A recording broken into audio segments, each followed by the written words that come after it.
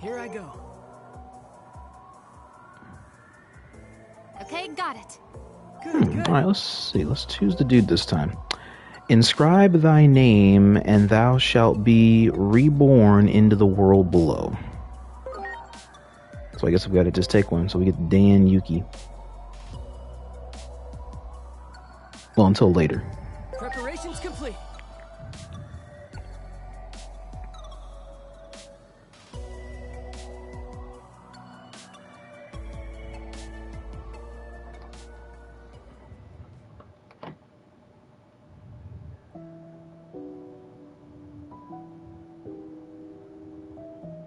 Take your seat and wait for the show to start.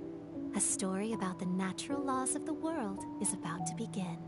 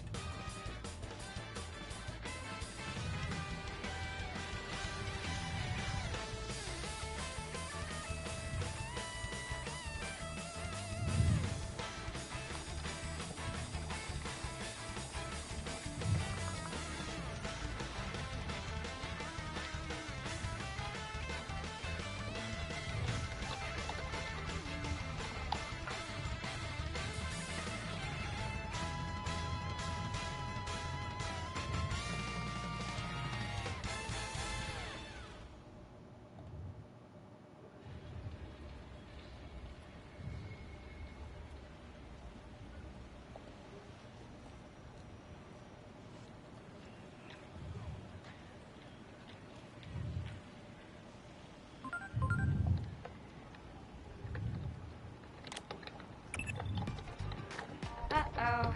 Looks like we've been overdoing it a little lately. The world is starting to wake up to our existence. Ironic, really. A secret organization that hunts down urban legends is becoming an urban legend in its own right. If that anime you just saw gets too popular, you can forget about going around dressed like that anymore. I'll go ahead and put in a request for budget for a new uniform. But for this mission, you'll need to keep a low profile. Is that clear, Agent?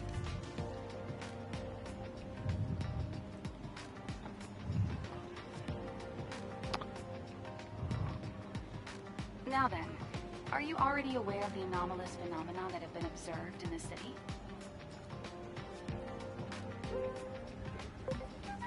Oh, you get multiple choice? Hey, Dragon, welcome in. Interesting. Let's say I didn't. You know, paranormal occurrences that can't be explained by today's science. It's our specialty, remember? Similar phenomena have been confirmed in Japan's Shinjuku area. It's a routine mission, you know the drill.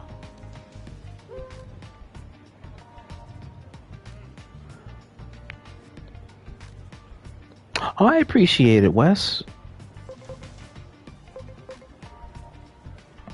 Honestly, through this week, what it is I have is a good gift enough.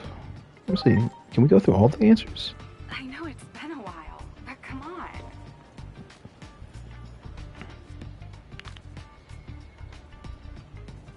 I relay orders and info from HQ, and you handle the investigation in the field. Field officer, relay officer. Regulations forbid me from sharing my name, but you can call me Operator, as usual. Getting back to the mission. Are you already aware of the anomalous phenomena that Oh no, I appreciate it, Dragon, but no, you don't have to get me anything. No, just being able to spend time with a lot of you guys through this week, with a lot of our weird schedules, I'm fine with just that. inexplicable explosions, sightings of mysterious life forms, localized earthquakes, abnormal weather patterns. There's no shortage of strange reports. All typical anomalies. Games and opportunity come and go, but time with a lot of you guys, not so much.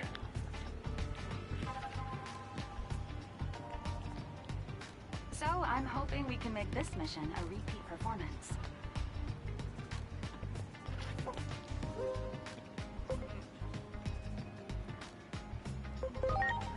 Key thing for me is to try and make sure I can hold myself accountable to get all 7 of these streams for the birthday week all seen to, so that way there's a good amount of diversity with a lot of different people that want to try and pull through and play something.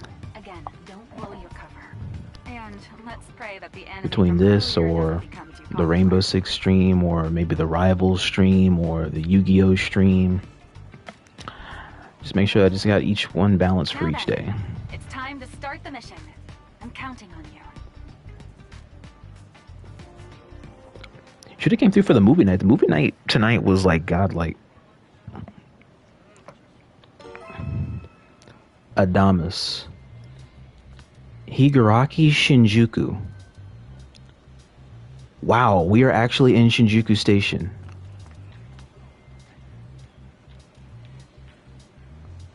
They just can't ignore like classical landmarks from the Digimon series.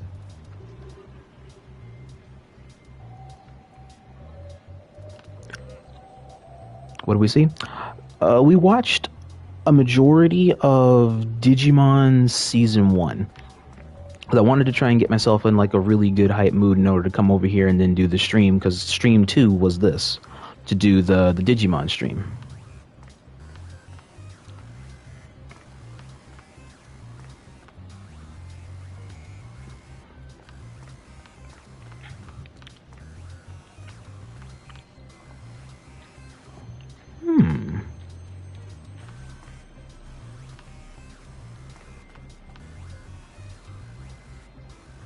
I just like so much of the scenery here.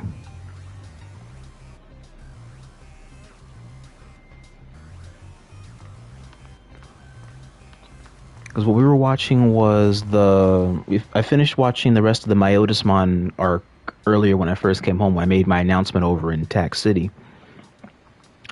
And then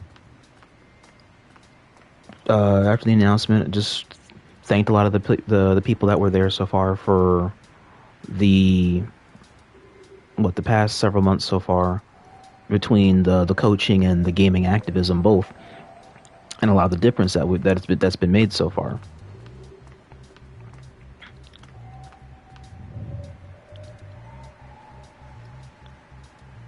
It looks like a Persona-y chick. Her whole art design looks like something right out of Persona.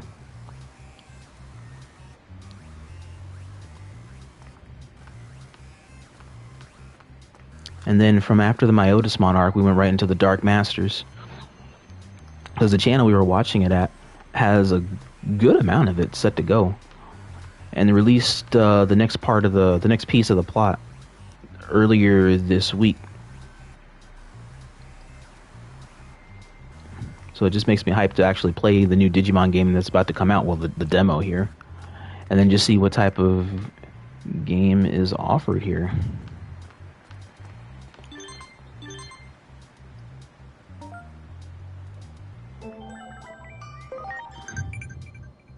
Messaging containing useful information such as tutorials and missions intel will be sent to your Digivice. You can view previously received messages via Digiline on your Digivice. Alright, so your primary mission deemed critical. Failure to complete the mission may result in the end of the world as we know it. Agent, be sure to conduct your mission.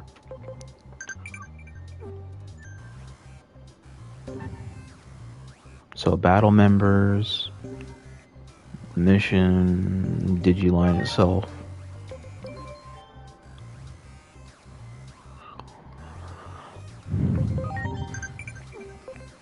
trying to figure this out.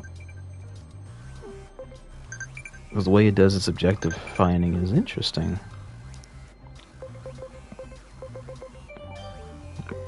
Save right here.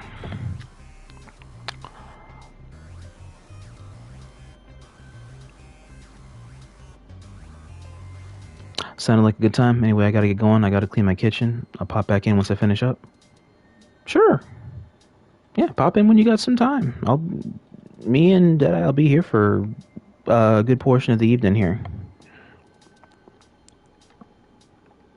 Because I really want to see what this will look like. So you'll see me messing around with this and that.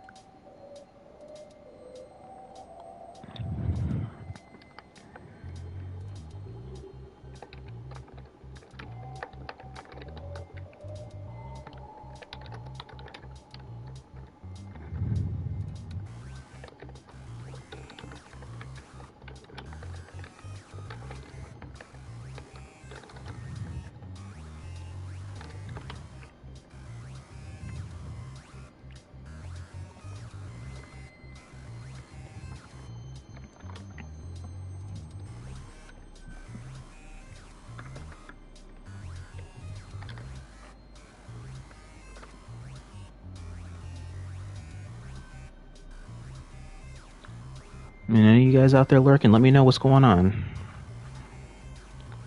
I'm sitting here figuring this out.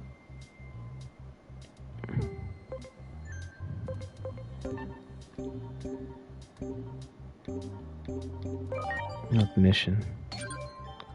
Head to the investigation coordinates.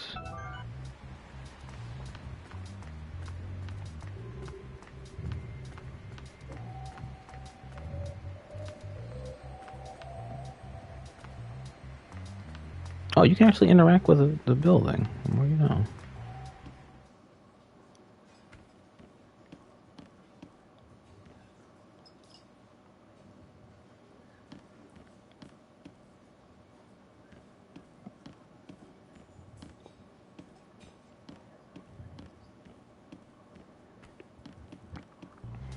So, a returning point.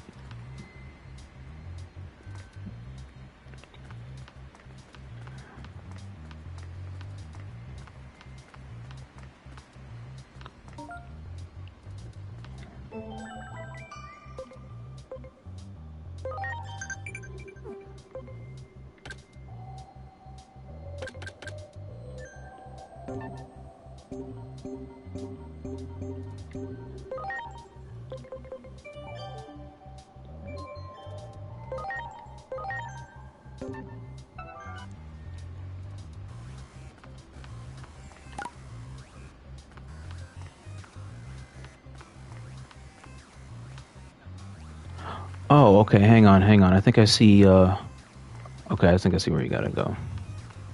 So the objective is either on the left or the right, so just check them both out.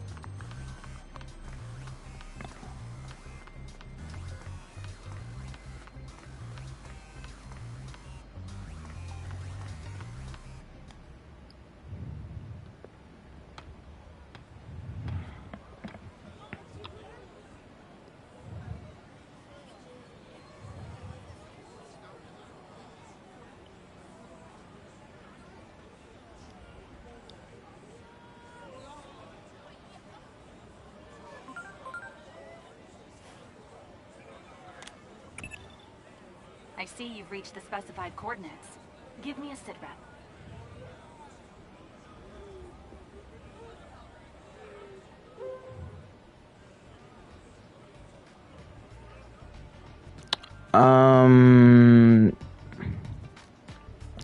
Okay, chat, Keynote, I'm actually kind of curious exactly, like, do you have the option of always doing multiple choice, or does it affect, like, relations, or it just gives you options in order to kind of just, like, see where the rest of the conversation goes if you don't pick the actual answer? It's called the Wall of Hope. There was a big, mysterious explosion in Nishi Shinjuku 8 years ago. The wall was built just after that, ostensibly for public safety, but the truth remains murky. The phenomena we've been sent to investigate are seen most often around this wall. Best to assume we'll be investigating what's on the inside as well. Yes, apparently. The government never fully explained why they closed off Nishi Shinjuku with the Wall of Hope. The official explanation is that some equipment exploded at an underground construction site. But a wall of this scale for something like that clearly doesn't add up. Hence the angry crowd demanding some real answers. Government trying to cover up. Gotcha. You can really feel the fear and anger of the crowd. Our studies indicate an odd correlation between an increase in the frequency of anomalies and heightened social unrest. Anomalies have been occurring exponentially more often of late, at a rate only seen a handful of times in history. And though we aren't sure why, almost all those precedents were accompanied by complete societal collapse. Be it from an epidemic, a natural disaster, even more.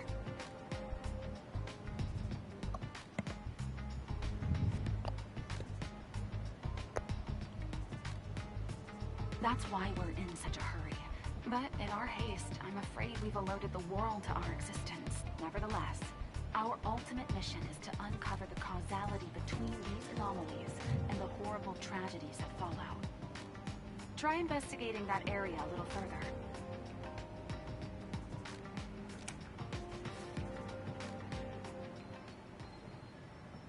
Oh, so just actually, like, go in there. I'm guessing.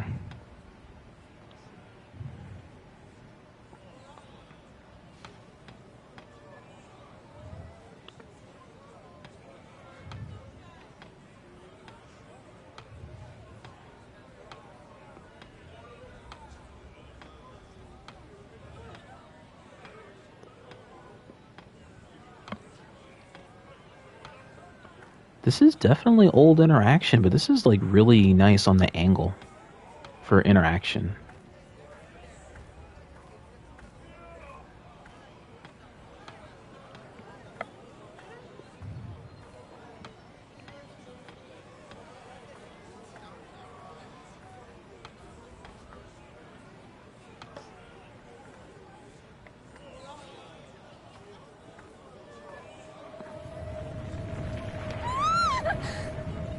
Are you all right?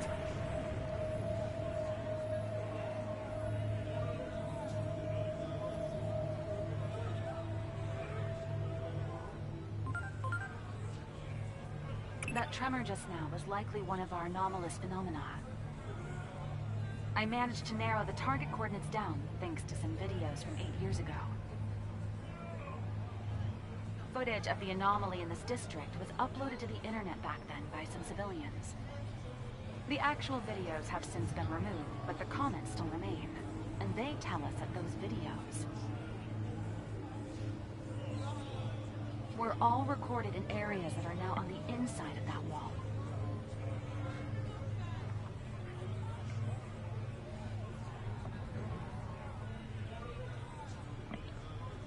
Check again to see if there isn't some way to get beyond that wall.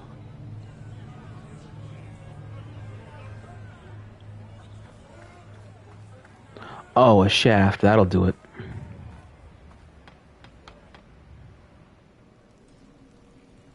Oh, not a shaft. My bad. It's subway system. An update. I'm sending you an additional mission. Someone is requesting aid near the target coordinates. That person had already been approved to contact your Digivice. Normally, I'd assume that to mean they're a member of the organization. At any rate, do what you can to keep whoever it is safe.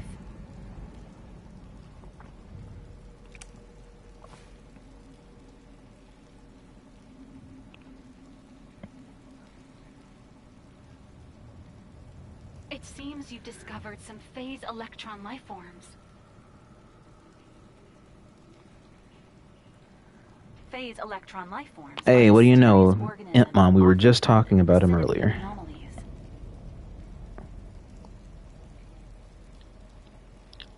And then I got some on. nature still eludes us. The analysis department at HQ finally decided on a name for these creatures in a report they put out the other day. Going forward, they're to be referred to as digital monsters, or Digimon for short. Naturally, we won't send you up defenseless. I'll transmit some firepower to you right now. Sweet. The connection will only allow me to send one, however, so make your choice. How am I choosing? Oh, chat, we get to choose. Chat, we get to choose. I will let you guys decide. So we got Patamon, we got Gomamon, we got Devamon. That's funny. Oh, we got just 3 choices. All right, so I want you guys out there, make your pick. Who do you guys think would be the good pick out of these 3?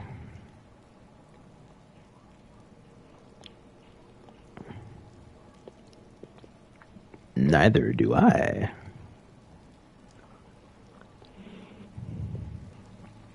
Oh, I mean, this one's the demo. I do have one. I have the Digimon World Order game. I just don't think I can play the PS4 version on PS5. I gotta check.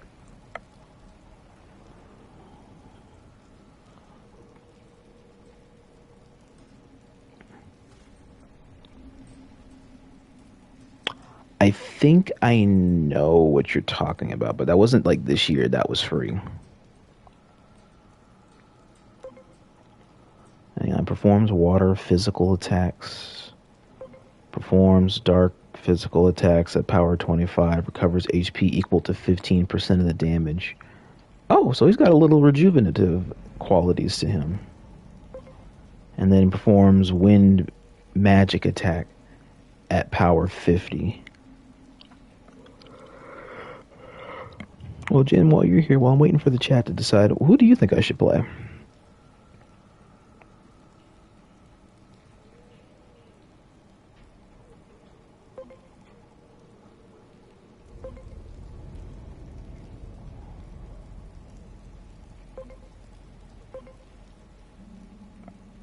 This one? Oh, okay. And, Deadeye, what do you think?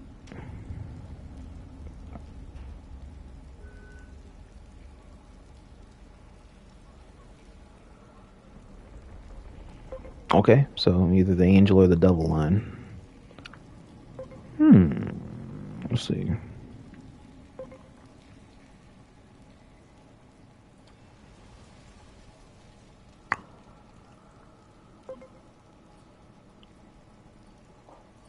You know what? I'll take Devil on. We'll try him out.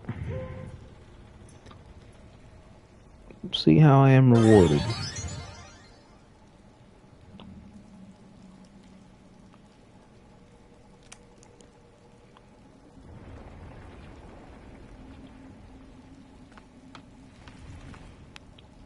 Okay, so let us see, how does battling work in here? Contact with hostile Digimon confirmed. And then just see where it goes from here. And yes. Digivice activated. Execute the Digimon summoning program.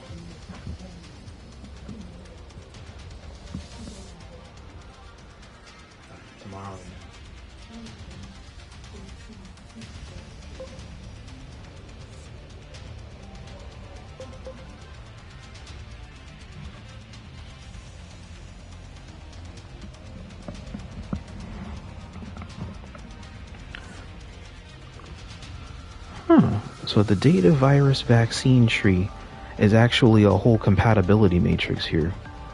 So one is super effective to another one, one's not very effective to another one, if I'm looking at this right.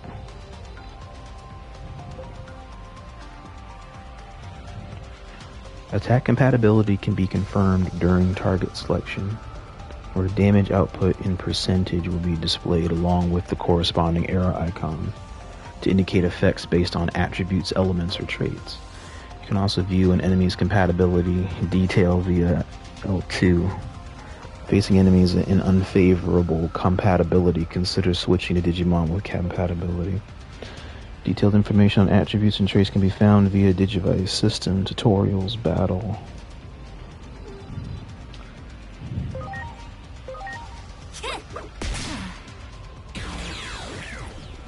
That was fast.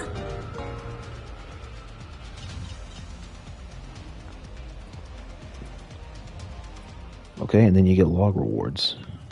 Here we go.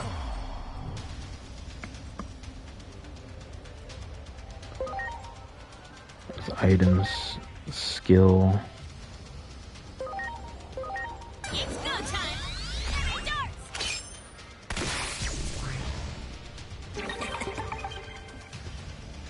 Oh, that is useful. So every time he attacks, a small percentage of the attack, if the creature survives, he gets that.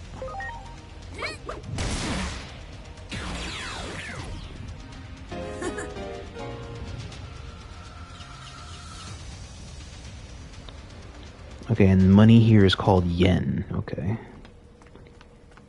Here we go.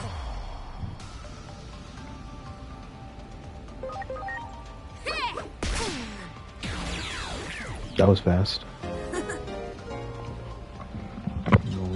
What?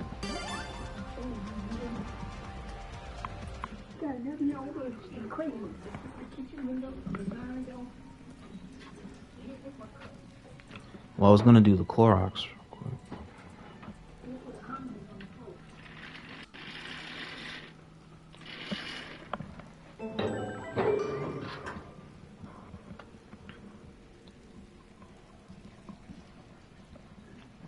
Okay, it's not open though.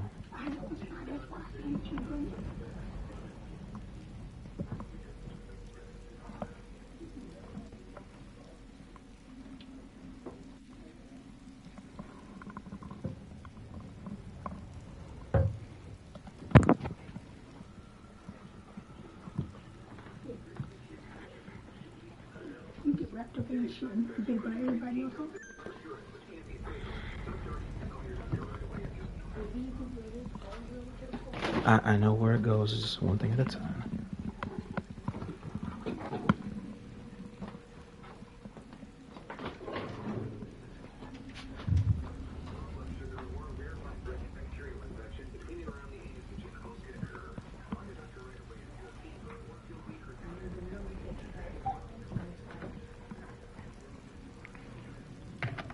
I got that on my phone.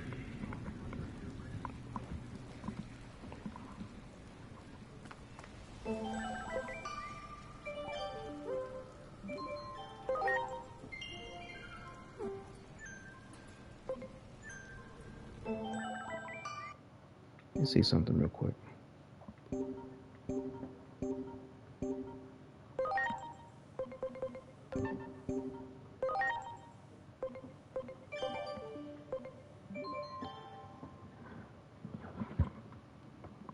Alright, let me read some of this. Yeah, I heard you. Hang on. Let's see.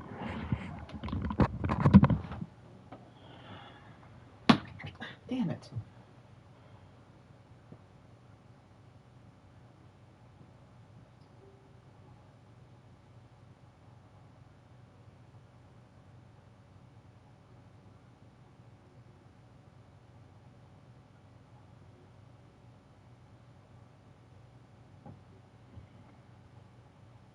Alright, what'd you say now? The next 5? Bonus is 21. 4, 6, 10, 14, and 22.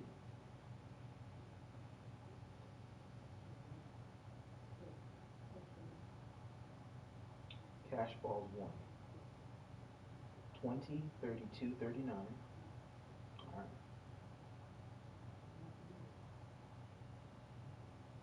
Mega ball is 5. 10, 14, 34, 40. Yeah, all right.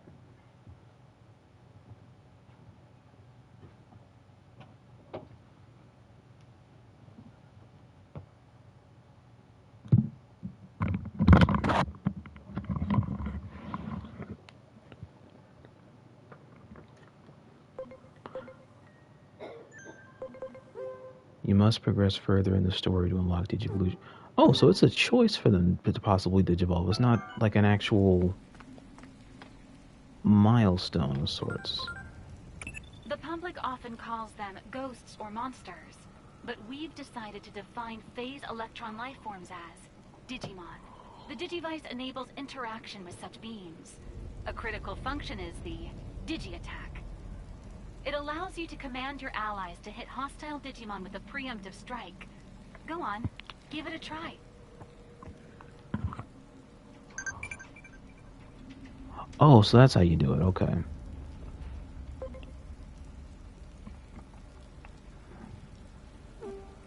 Good, good. Oh, so you don't even have to engage with them sometimes. All you gotta do is just hit them with a preemptive strike. Great.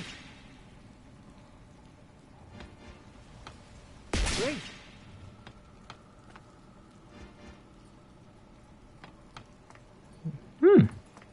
The video game knows how to speed it along sometimes. Great. I gotta give him credit.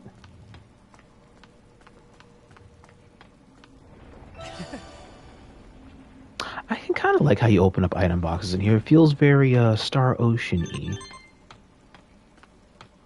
With progressive enhancement, eventually the preemptive strike on your digitask. That will help. Great.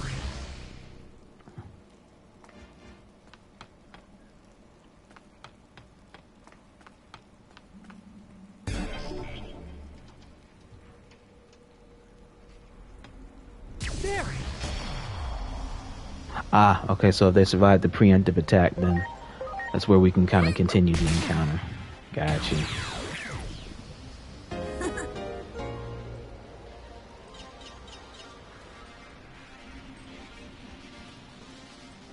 Level 2. Alright, so yeah, there is a leveling system. Okay.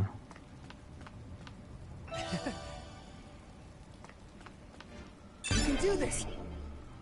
Good, good.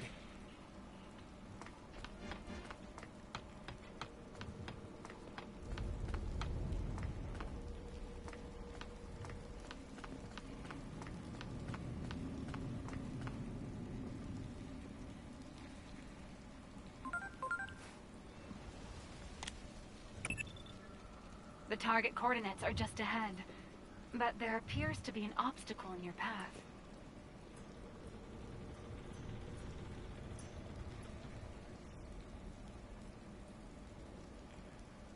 Your Digimon should be able to remove it easily. Give it a try.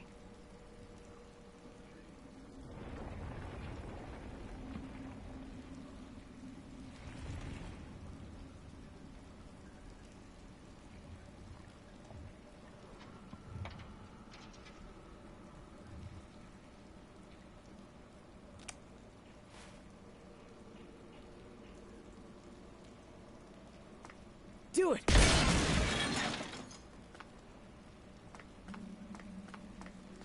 Okay, can't go down there, it's just a visual.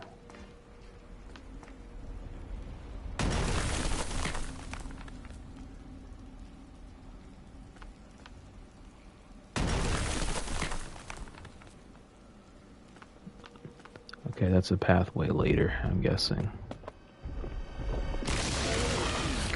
That's a pathway now, never mind.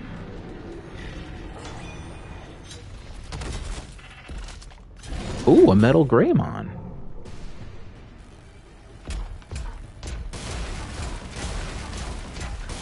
Why am I turning around? What the hell's wrong with me? Hey, over here! Come on! This way! Run!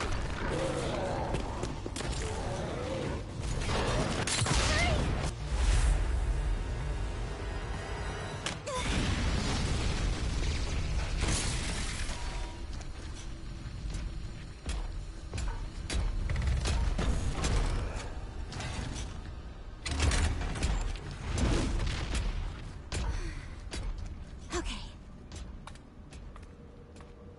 go.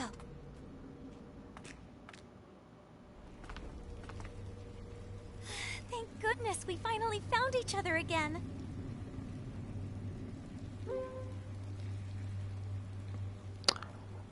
You'll excuse me, chat, but I gotta figure that out, because I'm surprised every answer is the right answer.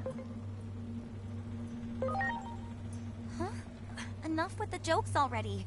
It was hardly the time, don't you think? Hey, where did he go?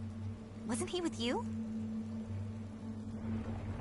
Well, maybe he went on ahead. Come on. We need to hurry up to the roof of the government building.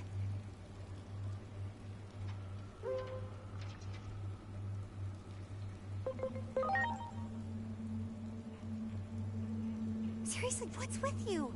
I mean, isn't a war supposed to break out? We have to get to the roof of the Tokyo Metropolitan Government Building.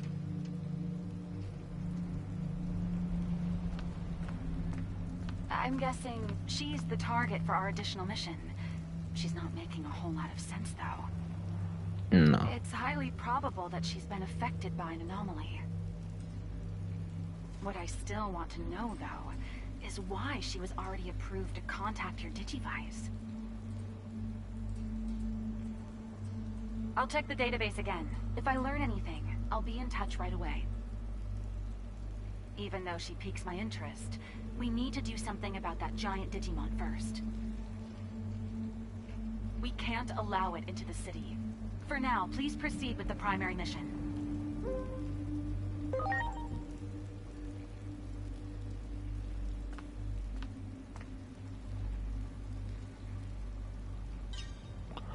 So it's safe to say that the cause of all the earthquake going on here is probably that metal Greymon running your wreck down here. It's no use. This door is stuck. But a major conflict is going to break out if we can't get through it soon, right? There. Oh, don't scare me like that. At least give me some warning next time, okay? We should be getting close to the government building. We have to stop the fight that's about to start on its roof.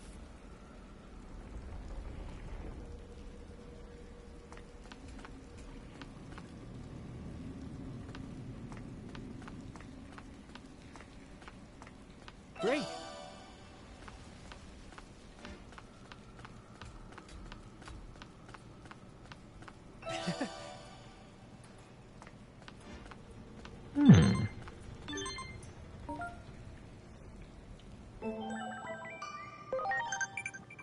This is an auto recovery program for your Digimon partner. The program boots up when you're standing still and restores Digimon HP and SP. Whenever you find a safe location, be sure to use this program to recuperate before returning to the mission.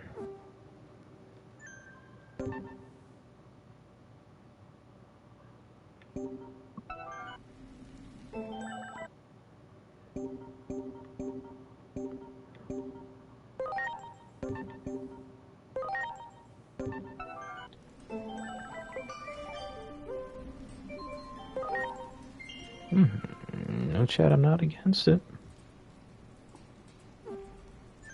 Curious on how they,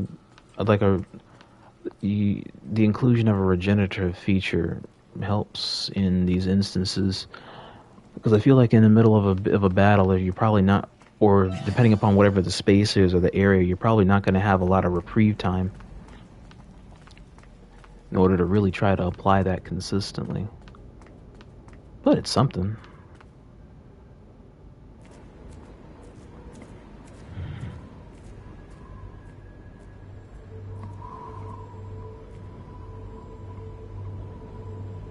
Oh, that's under the wall or behind it?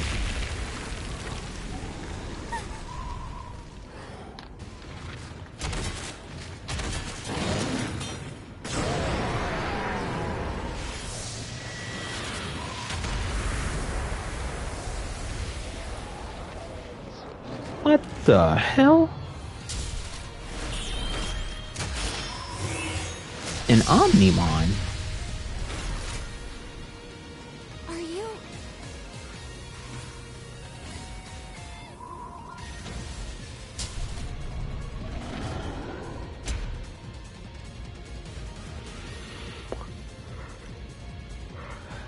That makes no sense, but okay.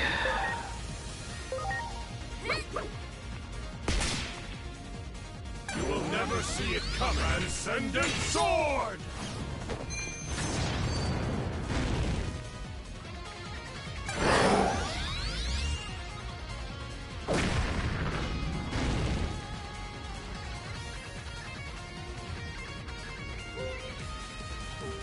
HP capsule, the battle command. Press S and the item. Oh, the item port in order to use items in battle. Digimon do not lose their turn even if you use an item. The Digimon will still be able to carry out another command. Oh, thank God, dude. I did not like that in past iterations. Because you gotta either give up one or the other. Thank goodness for that. So let me try this. Are you okay? And I can still attack. Okay.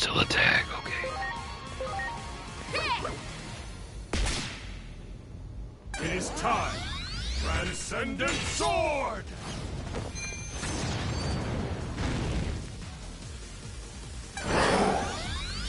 Okay, so this is turn-based, definitively.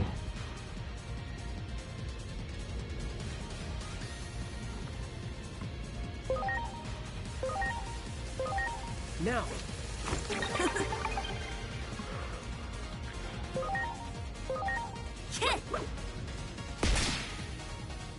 You will never see it coming. Supreme Cannon!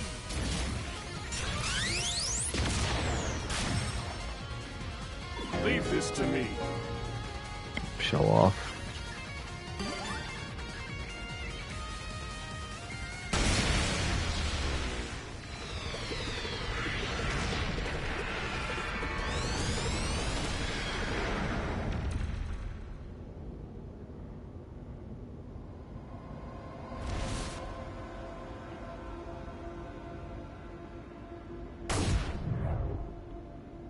Into the void with you.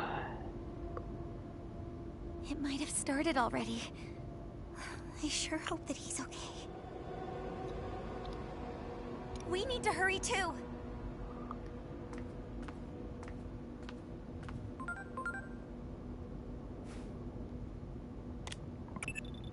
That Digimon just now is the largest ever observed. Anomalies are harbingers of further tragedy. Odds are there's more, and worse, yet to come. We have to nip this in the bud. That's our mission.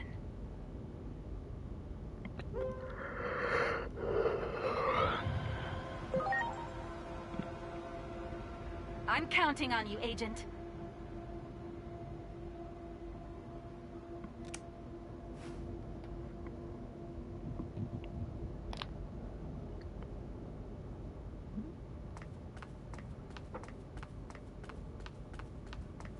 Oh, okay. I don't think there's any items or anything, so... back up the way we went. Head to the Tokyo Metropolitan Government Building.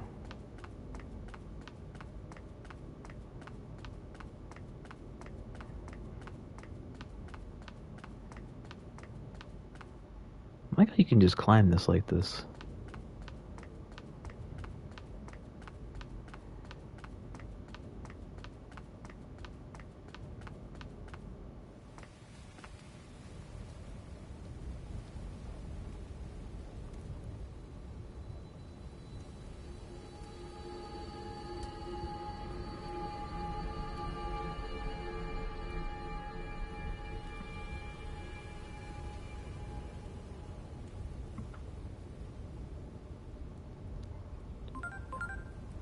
It was recently discovered that Digimon had characteristics of both organic matter and electric signals. Your Digivice uses the electronic aspects of Digimon to summon them into action. The Digivice can also convert the Digimon equivalent of DNA into binary code, which can then be replicated like data. We call this system of creating new Digimon converting. Try using this feature to augment your forces.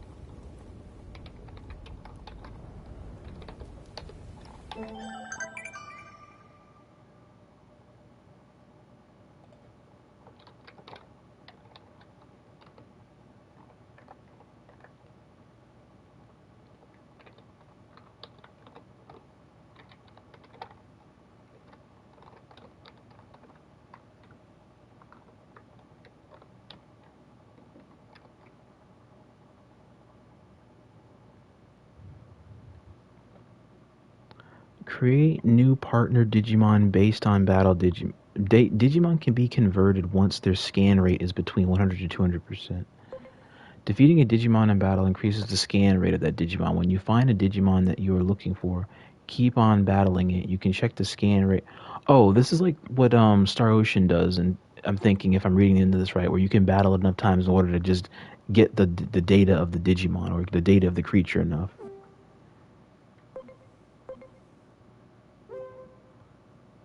The closer the scan rate is to 200, the higher this Digimon's max HP and talent will be.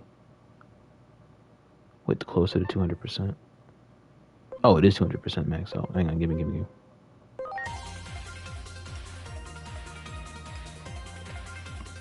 So you can just kind of create your own little Digipals if you have enough of data from fighting them.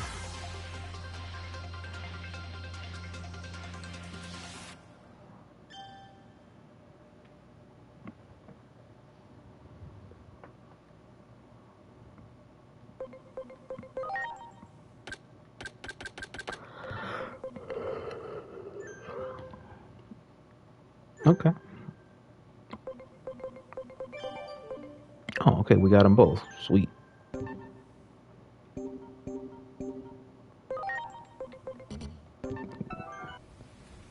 Defeating more of the same type of Digimon will improve its analysis and boost the scan rate required for conversion.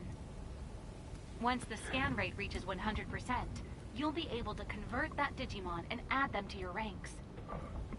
The closer the scan rate is to 200%, the stronger the new Digimon will be, so be sure to convert at a good time. I wonder if that implies that the percentage rate will also go down after a It's also while. useful for anomaly analysis, so be sure to actively engage in combat to improve analysis and scanning. I think that answers that as a yes.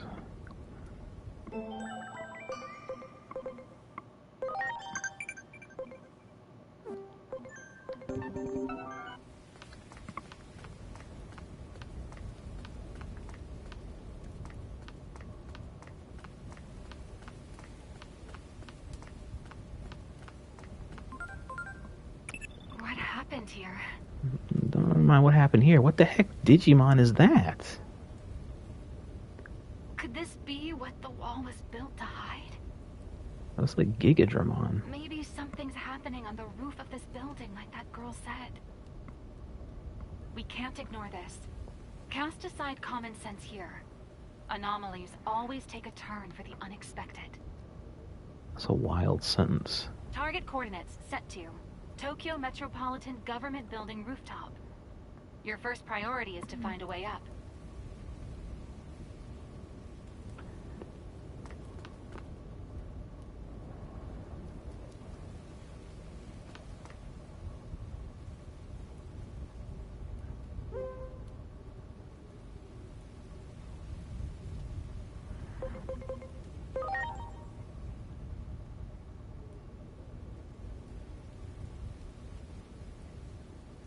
Wait a minute, you can interact with your little Digimon partners, and the way they interact with you affects their emotions? Interesting. It looks like a Digimon has been analyzed enough and is ready for conversion. Just like how identical twins don't have the same personality, it seems Digimon each have individual personalities too. That's from having both organic and data-like properties. Their differences will become evident in and out of battle. You can learn more about each Digimon's personality under the setup option in the Digimon section of your Digivice. Each has its own personality. Make a note of that. I think they did some. I think they took a key. This feels like the thing they took from Pokemon Gen 4, with Pokemon having their own individual characteristics and stuff. That probably affects statistical output. Understanding each Digimon's personality will be vital to the success of your mission. Because that's actually an interesting little detail for combat. Do it. I thought that was interesting about Gen 4. I'm surprised that was something that was made uniquely viable for something like this.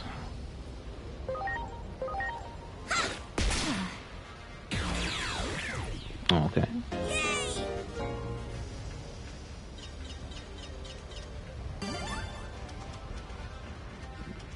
Okay, he's got a level. Scan rates 100, 100. Wanyamon. I'm curious what that little guy evolves into. Meanwhile, wait, how do you check personalities again? I'm actually kind of curious.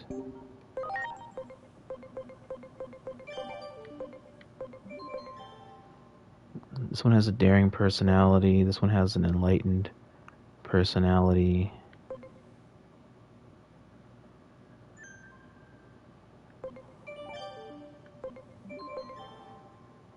Just 50%.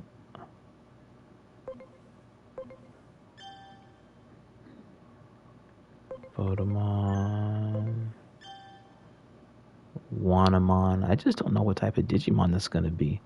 But it looks like it's going to be something in the Fox line.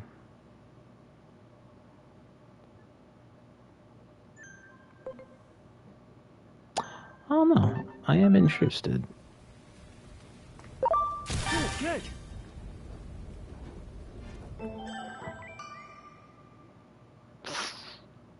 Well, actually, this is a good time to actually just find that out. So let's go on ahead and find that out. Get him in the party to see what type of Digimon he'll digivolve into as he gets older.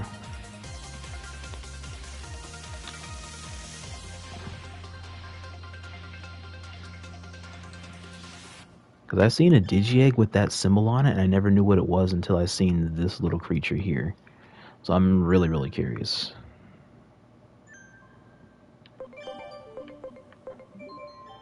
Okay, got it. That's all three.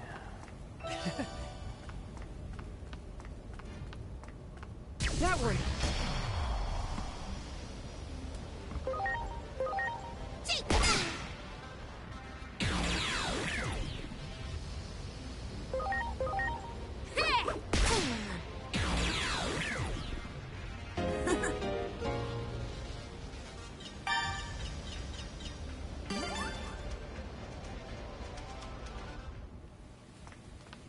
Great.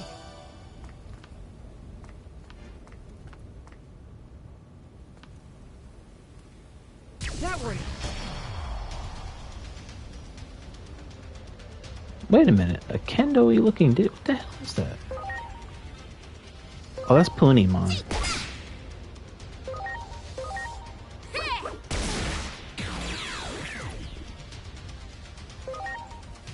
Kotimon. Never heard of this one.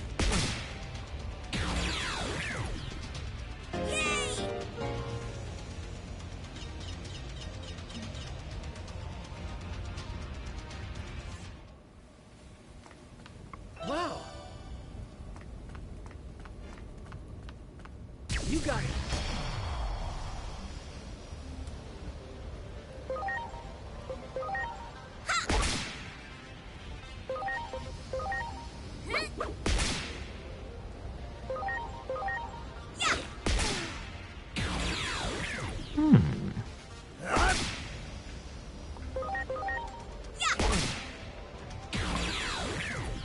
So he hits you with a kendo stick, so he's going to probably evolve into some type of martial arts looking Digimon.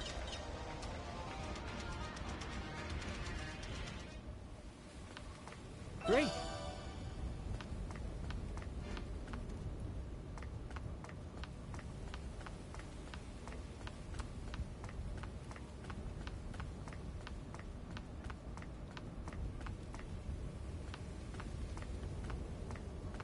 Hey, it's a Gazimon. I'm sorry. Everyone.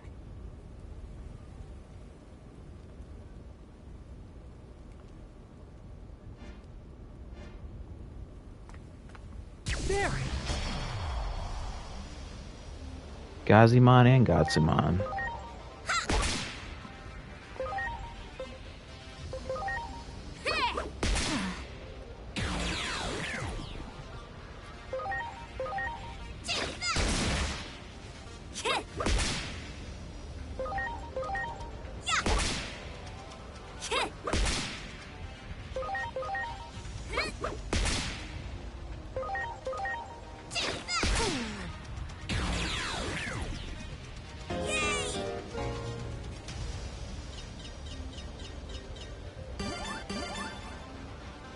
Good level ups.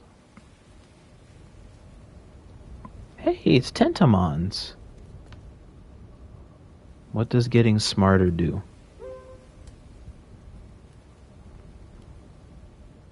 Damn, I can't lie to him because both are true. Getting smarter does make everybody happy, but it also makes you worry about more things too. Damn, what do I say to him? I don't want to lie to him.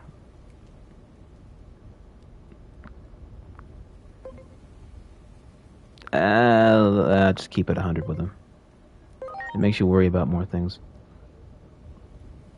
Being smart sounds pretty rough. Maybe I don't need to be smart then. Sure. I want to fight too, like right now.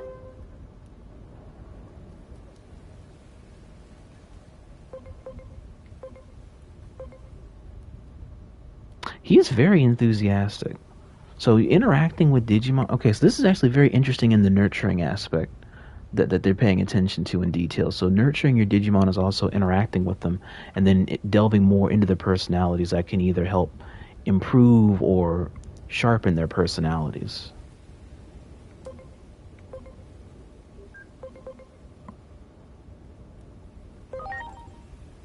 Alright, if you say so. Boy, you're a kind person, aren't you? Gormon's personality shifted towards amicability. Amicability. That word actually just went over my head. I'm trying to think of what that means.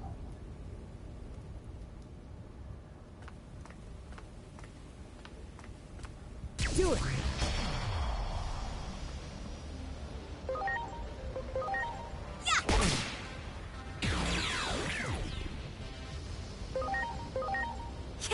Let's look it up. Amicability.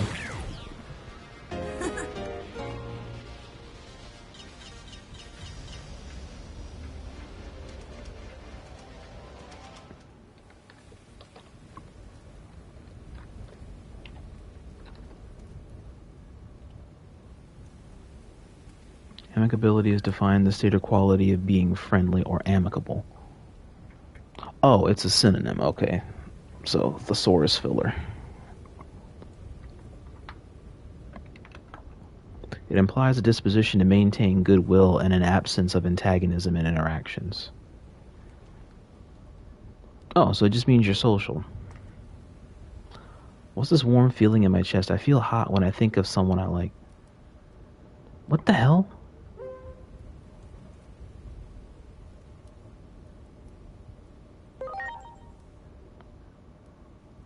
Yes, it is, my young friend. Love is supposed to be a warm thing.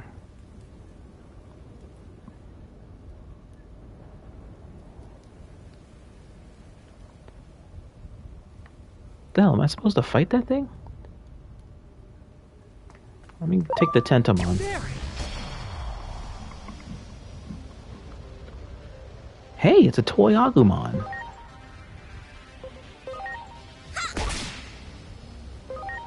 I haven't seen those things since season 4.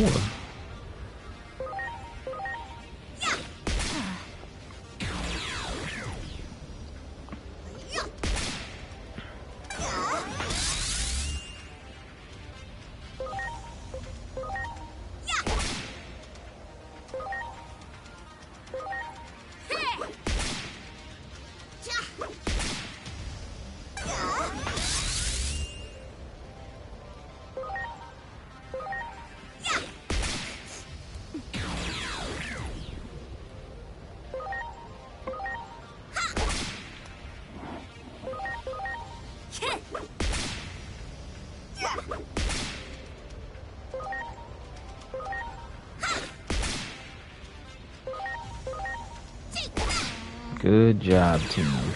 You guys are gaining levels like crazy, too.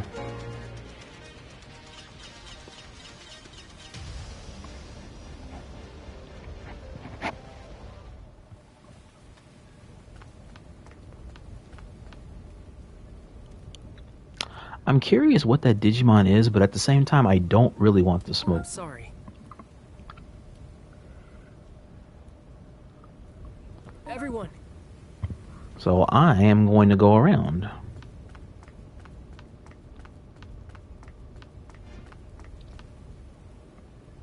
we go. That one.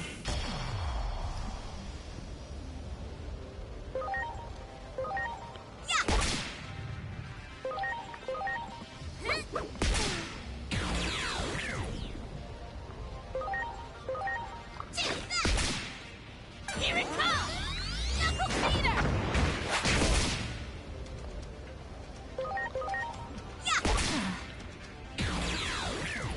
Monodramon. Wait a minute, Monodramon. That's Oh, he digivolves into Cyberdramon. I just remembered that. Rio's little partner. Much appreciated. Everyone. Because when I was looking at this little dino-headed creature, it's like I've seen this character somewhere before.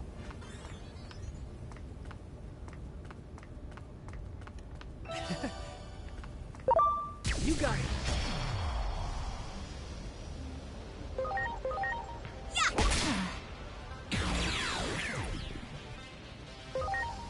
Yeah.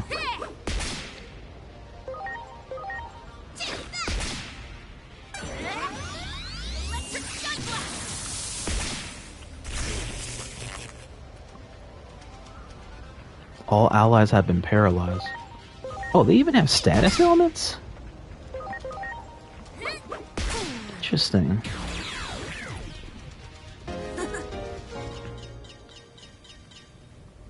I'm sorry.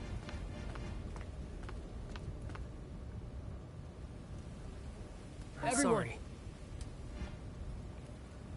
Nah, you good. That looks mega-y. I don't think I want that smoke.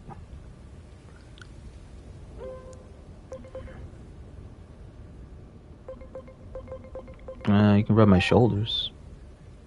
Just don't blame me if I rub the blood right out of them, though. Bruh. A new personality skill is available for Digimon. Replace their current one. Reduces SP cost for magic attack skills by 10%. Personality skill to SP supplement also recovers 10% of target's max special points when using skills to recover an ally's health points. Oh, when he switches to magical wisdom. Nah, don't replace. Oh, shit.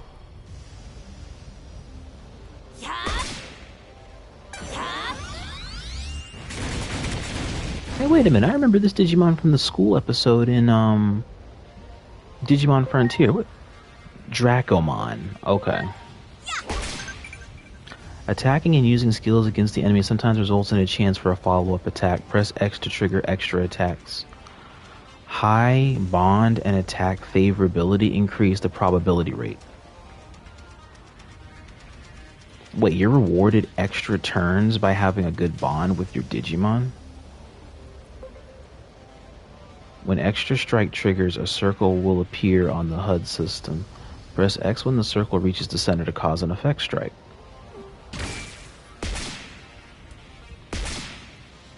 Oh, I see what you mean.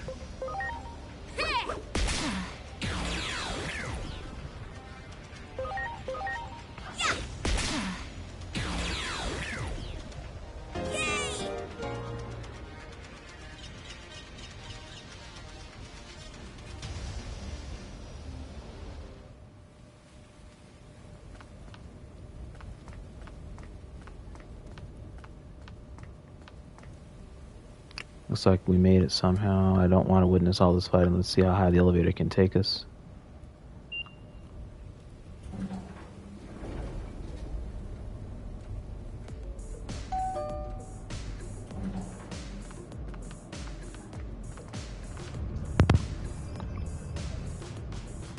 It's getting worse. The fighting on the roof may have started already. We have to hurry.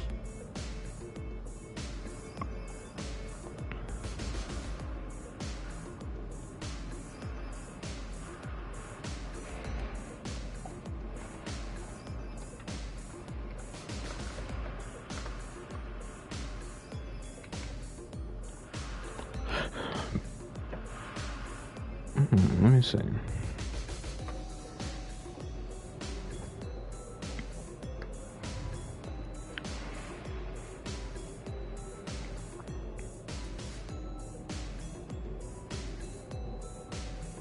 What's going on, little man?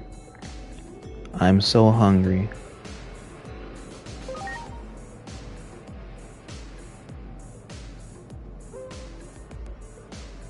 A new personality skill is available for Wanyamon. He always acts first, also recovers 10% of target's max SP recover. Let me wait until I figure out what type of Digimon you digivolve into. Because I don't even know what kind of creature you are. I think I should put on some more muscle.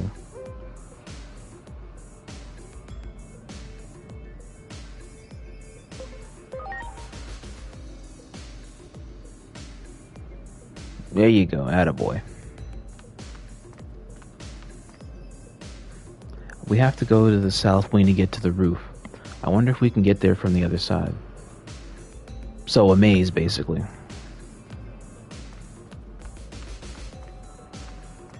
Like a maze, okay. In a building. This item lets you change your partner's attachment skills. Go to Digimon, setup. Skill discs can be obtained in various means.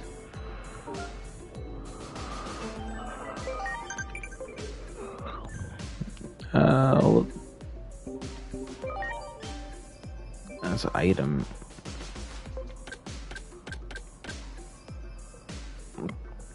Materials.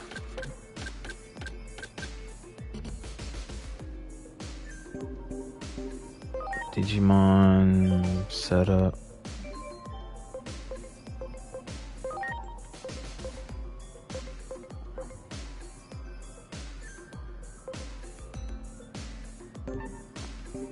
Wait, how do I switch it or put it on? Up to 4 skills can be equipped using skill discs. Digimon setup. Triangle to show stats and skills. Digimon setup. There we go. Attachment skill. Character reverse 100% chance to apply reverse. Okay, see what that looks like. Now, can all creatures have this?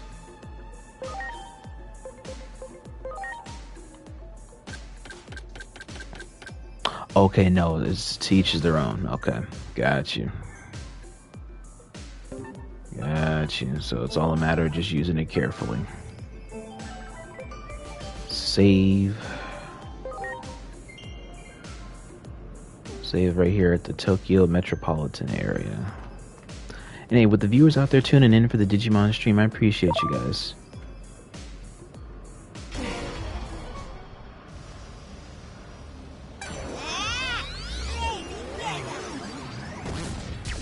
Oh, it's a...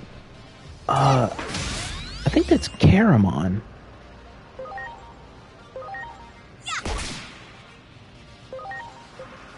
It is Caramon, the virus Digimon.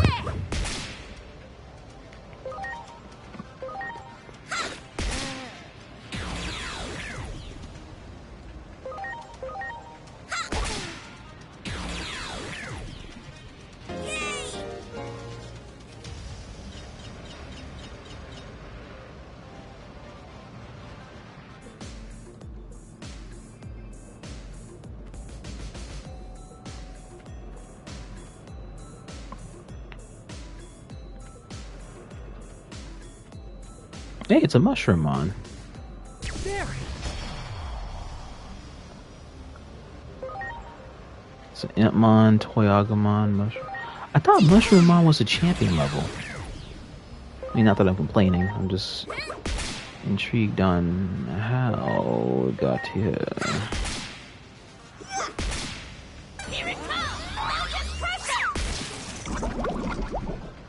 All allies have been poisoned. Okay, so yeah, status elements, so gotta be careful of those.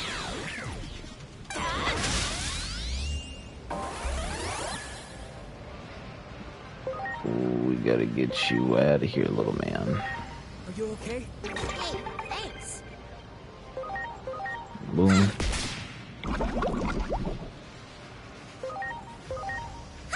Boom.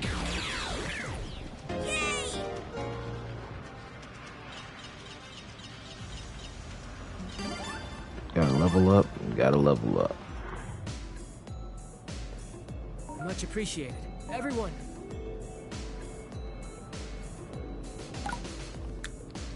Now, do they revive? Do they restore all their health and no status elements? No status elements. So you can get status elements across each battle, but they don't transfer outside of battle. Wow. Interesting.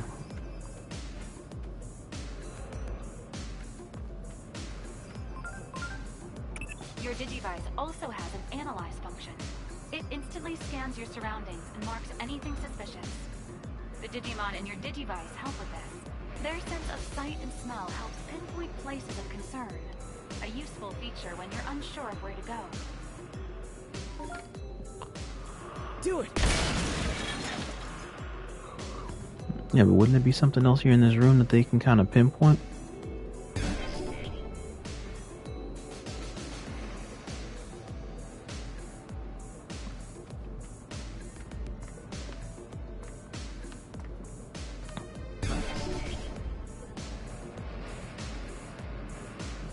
Okay, I like that you can kind of pause it and see what it looks like all around you.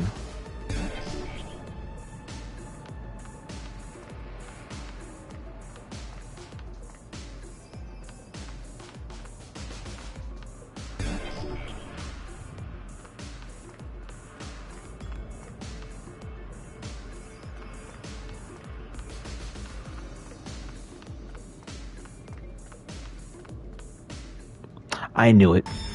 It just felt too simple to just go down an empty hallway.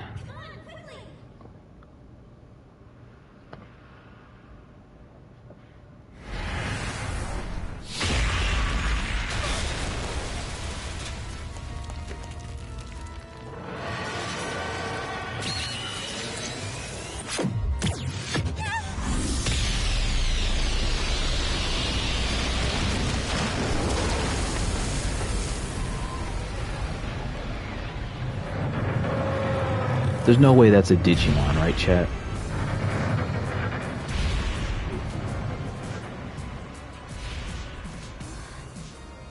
Oh. Look, over here!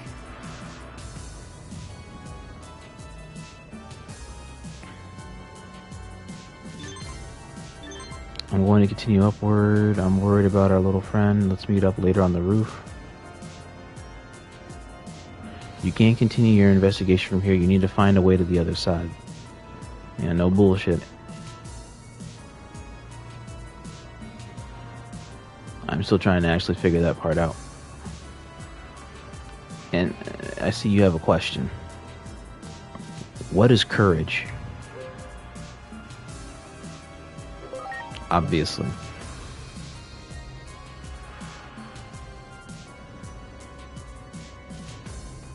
Interesting. So after every major shift or whatever it is that would affect people's emotions, there's either an update to their dialogue or they have a question about life.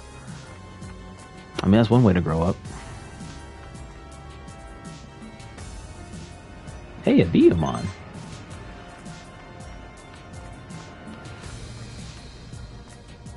How am I gonna get over there though?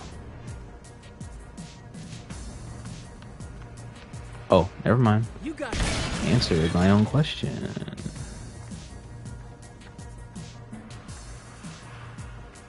Great.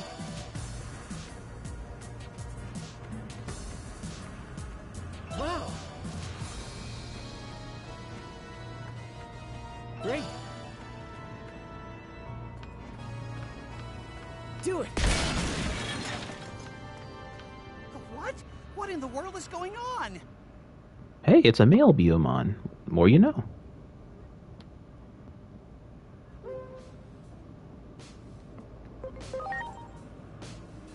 Me? I'm Biyomon. All this rubble came crashing down all of a sudden, and I thought I was trapped. But then you showed up and cleared the rubble away. but I still have no idea what's happening.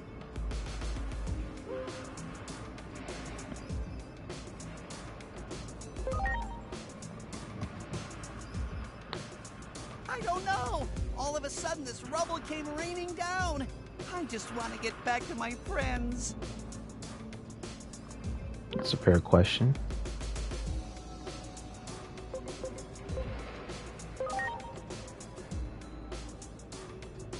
Get out of here? How? But you did clear away that rubble for me, so maybe I should trust you. I mean, I wouldn't immediately go trusting people, but Okay, sure. I'll go with you. Never mind. Can you fly? Huh? Why do you ask? Because you're a bird Digimon, and that's kind of second nature for birds. I don't think I can. Just look how puny my wings are. You did clear away that rubble for me, though. And maybe it's just my imagination, but I feel like I've seen you somewhere before. So I'm thinking you probably aren't a bad person. That's a crazy deduction for reasoning, but okay. Okay, fine. I'll give it a try.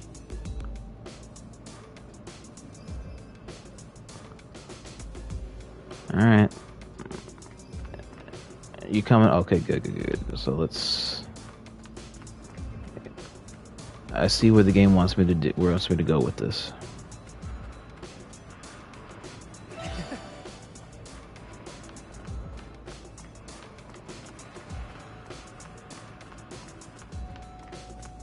So, can you fly? From here? You want me to fly to the other side from here? That's an ideal distance.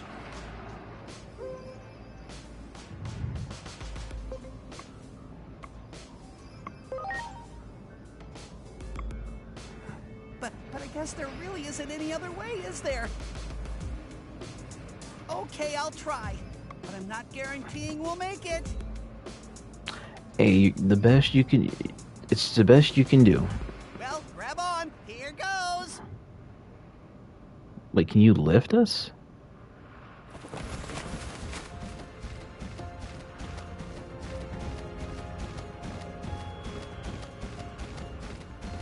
Ah! It's no good! We're going to make an emergency landing! Right there! Yeah.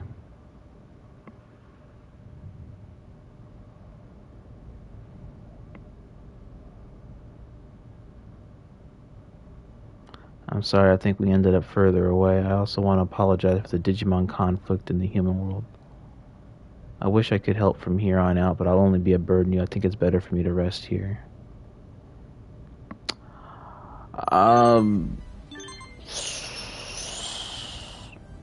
I wouldn't say all that. But you did help, so I mean, you're good people.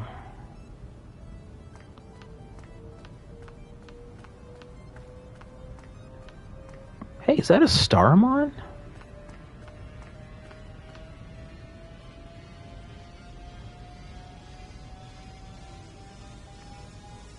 Damn, his ass is knocked out. Guess we'll never know.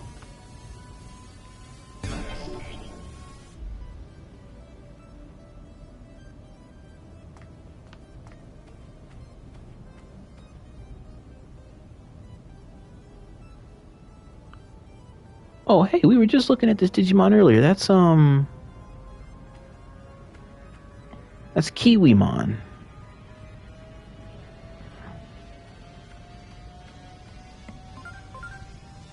Let me tell you about Digivolution. The person who came up with the basic theories was your adoptive father, Dr. Yuki, The founder of Adamus. He referred to phase electron lifeforms as semi-cyber beings. Dr. Yuki's research was ignored in academic circles, but was carried on by like-minded individuals in the organization, and that research led to the discovery of Digivolution. As Digimon gain experience in battle, they go through changes. You might welcome have in. some Digimon that are ready to Digivolve now. Check your Digivice and see. You can pop it on here if you can. And then I'll see if I can't try and check it out. So what can they digivolve into then? Let me see here. In chat, you see something good, you let me know. So what is this? Dracomon. That's Codimon. Oh, Coromon has an interesting Digivolution line. Available. Well, it says it's available, so let's see what it is. Yeah, Digivolve. What's the mystery, Mon?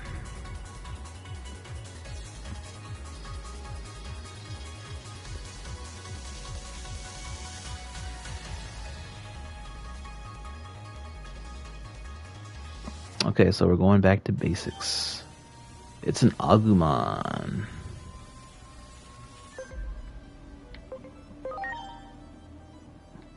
What about him? That's Bakumon, it looks like. Agent rank 3 or higher. Satisfy max SP or greater.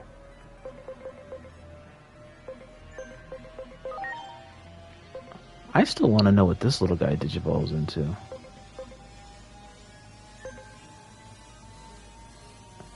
That's what's like it's bothering me so much. I just need to know.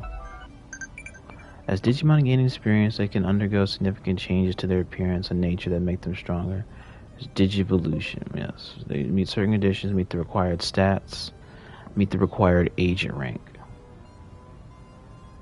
Agent. Wait a minute, wasn't this type of statistical conditioning also in Data Squad? If I remember correctly? The process of compressing a Digimon's data is referred to as de-digivolution. Oh, yeah, just evolving them back into a certain state. The secret techniques for Digivolution and de-digivolution.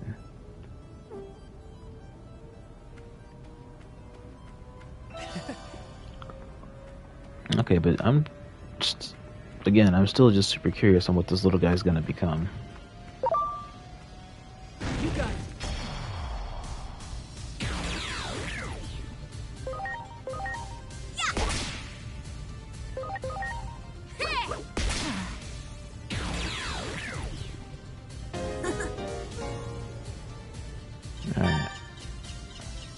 Alright, I got you up on the side. Let me see what it looks like over there.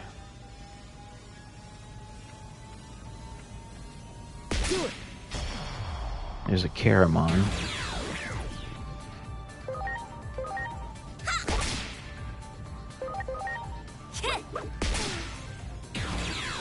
Alright, out of the way it goes.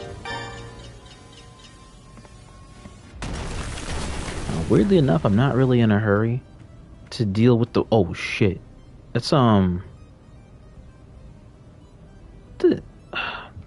That's not Infamon. That's the rookie form below Infamon. I'm trying to think on what that is.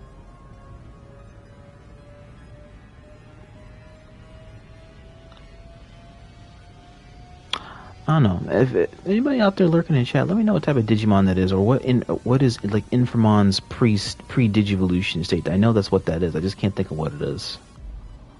I want to be an adorable mascot character. How can I get everyone to like me? You're literally Agumon. You are the mascot character. What the hell are you talking about?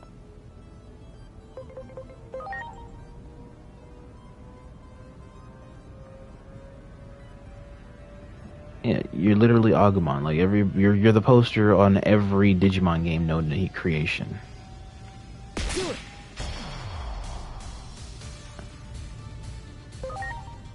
Kurusarimon. That's this guy's name. Okay.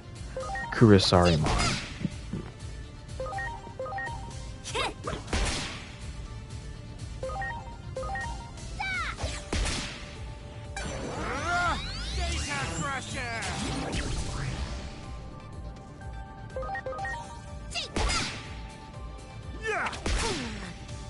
Oh shit. Can I run away? Yes, I can. I'm unable to escape. I'm screwed. Let me try again. Yes, I am super screwed.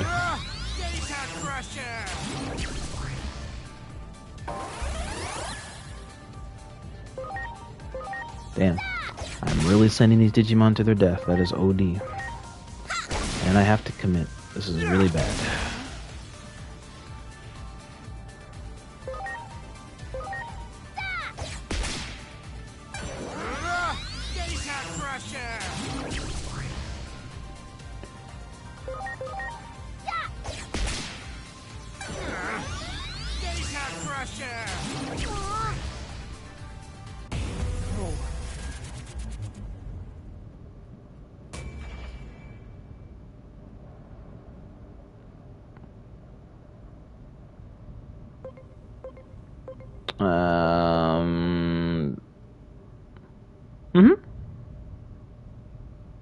Yeah, the new Digimon game demo. Retry, but I don't want to retry the battle. Let me try just loading. Oh, the autosave. Hang on. Autosave comes in clutch. Oh, here we go. Yes, right before I made that horrible mistake. So, we are going to duck the smoke and pretend that shit never happened. Oh.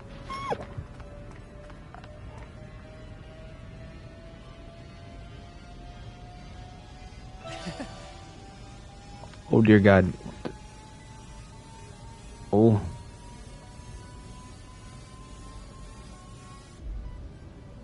Oh, this is... I need that guy to, like, go away, like... Bro, go away. It's not that serious. No. Ooh,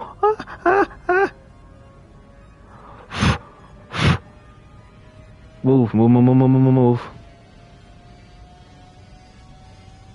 Oh, I know he wants to smoke. I don't want none of that.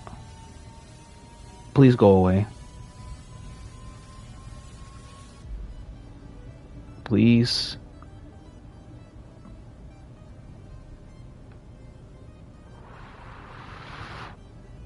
Come on, please. Yeah, I got nowhere to run, Hana. I'm in a fucking corner. I can, but I gotta get around him. Like, I want to try and hurry up and give him the runaround, but this is not gonna give me a chance. So I'm trying to hope that the game kind of helps me out here.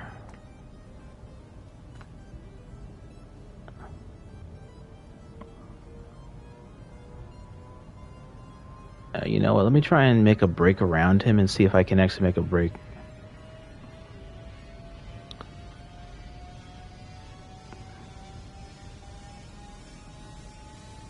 Alright, chat, I'm gonna try it. I'm either gonna get locked in or I might actually get a chance to get out of here. Alright, 3, 2, 1. Fucking hell!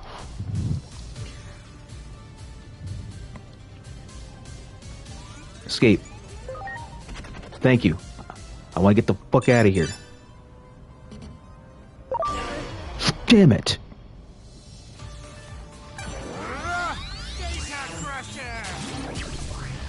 Okay, so it's just inescapable. Move. And now I'm locked in. I am fooked in the A-double snake shit again.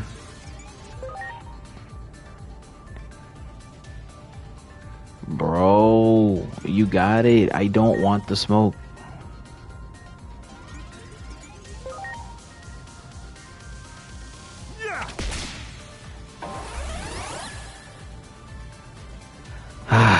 I have to just fight the inevitable.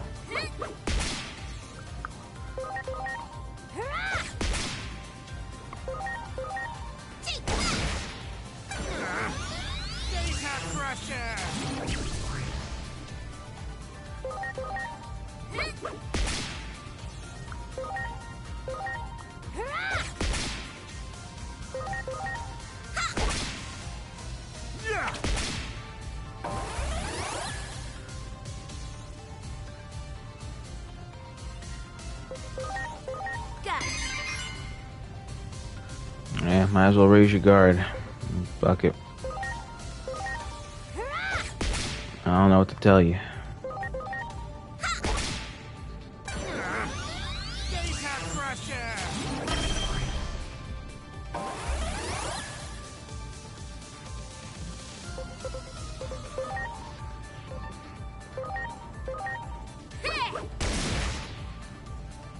Anyway, you're actually effective in this?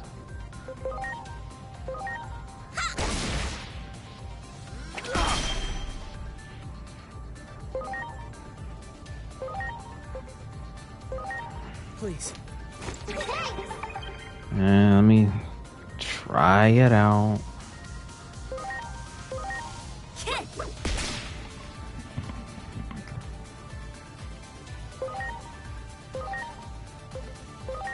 Now. Thanks.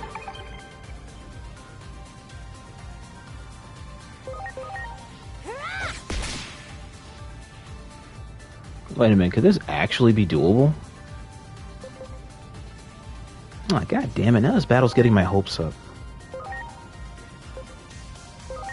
Please.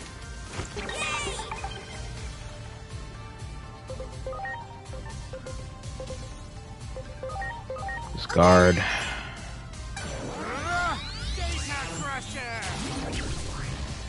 God damn, it's a lot of power.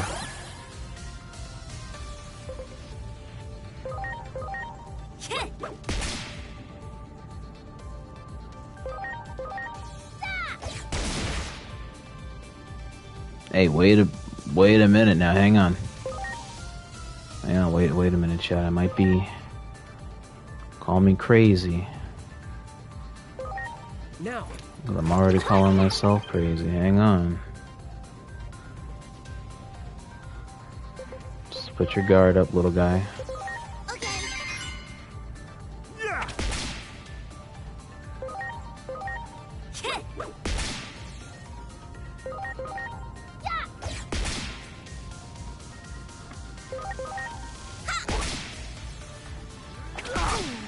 Damn, that's his ass.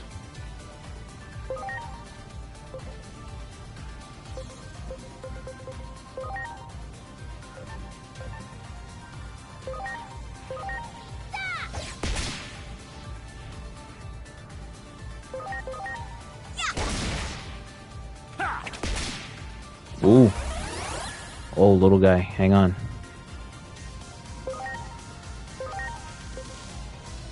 Are you okay? Hey, thanks.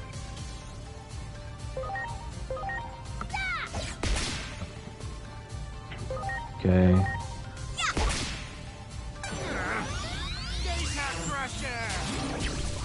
God damn, that's too much damage. Agumon has been crystallized. What the fuck is that?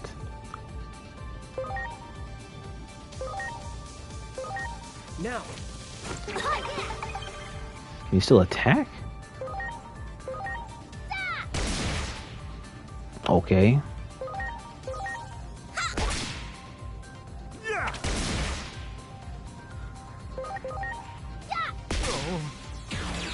I don't believe this shit.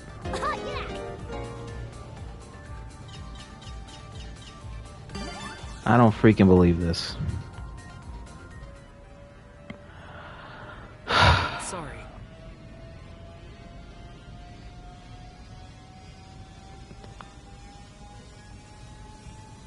There.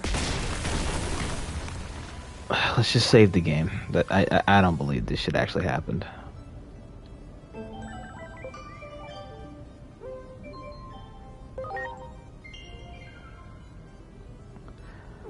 Good job, guys. I want to be...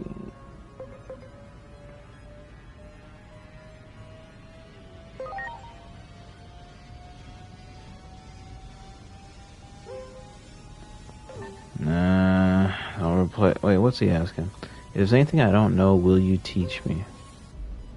We'll figure it out together.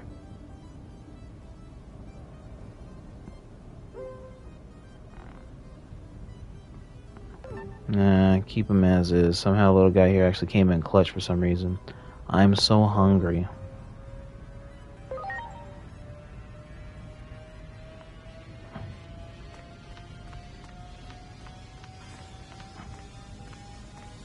That's Tentomon.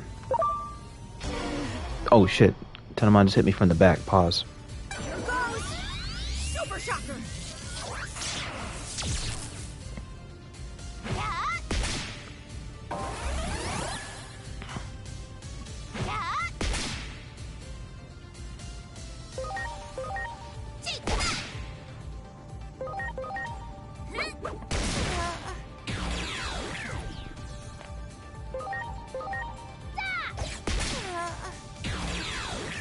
Ah, Modimon.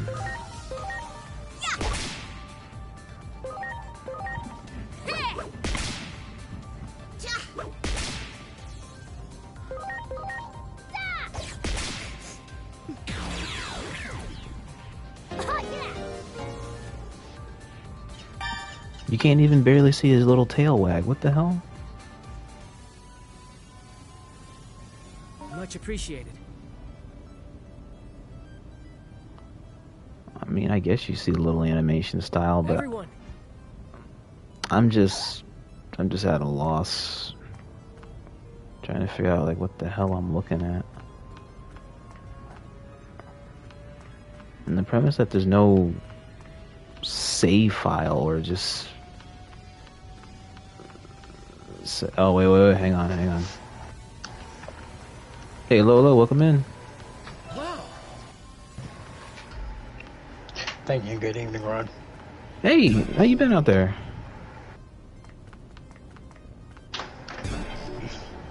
I've been okay.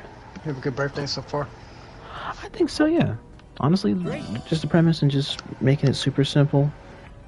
Had my movie night earlier through the evening. Sat and caught up with a lot of people on Facebook, Blue Sky, and a couple people that called me here. Talked to my niece for a little bit, see how she's doing. Movie night continued, and then came on here in order to catch up with a few of the night owls over here that I know. See how they've been, and then also do my stream night 2 in order to look at this Digimon demo.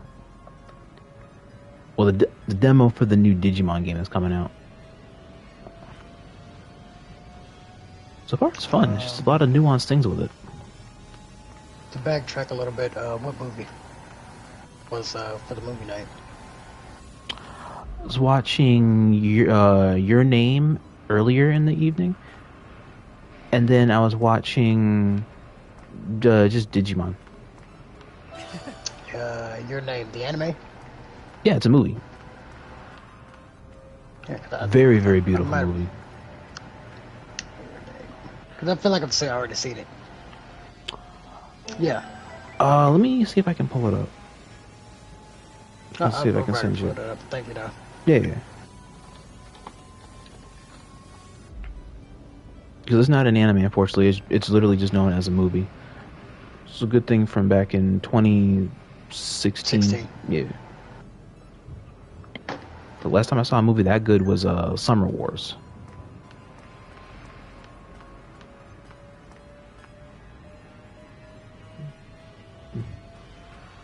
Great. Of your most recent Tekken thing?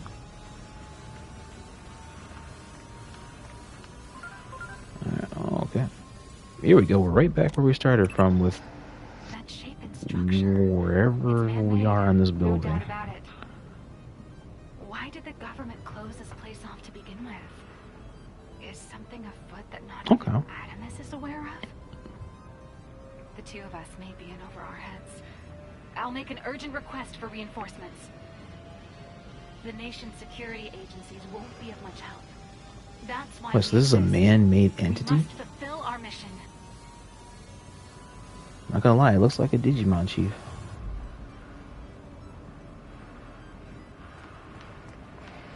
Wow.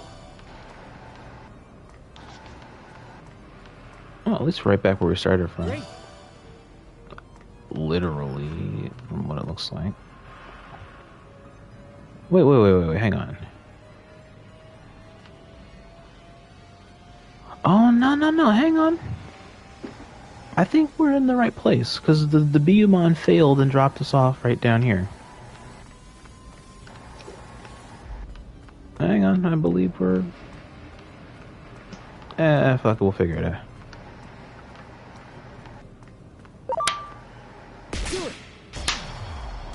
There's another Caramon.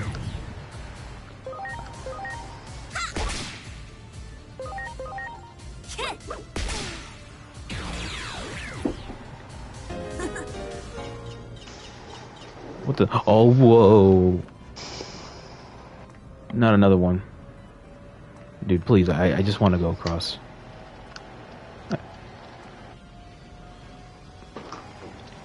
Where's the map?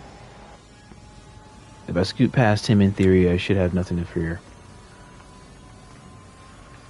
Alright, I'm not a pussy. Let's do this. Do it.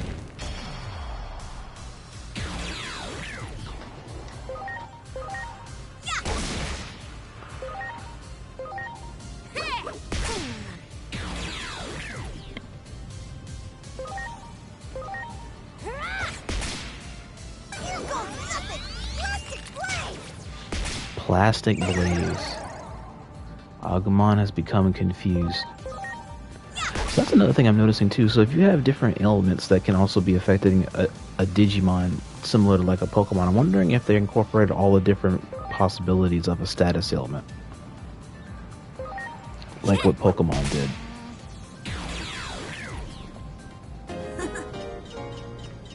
Oh, he's right behind me. What the fuck?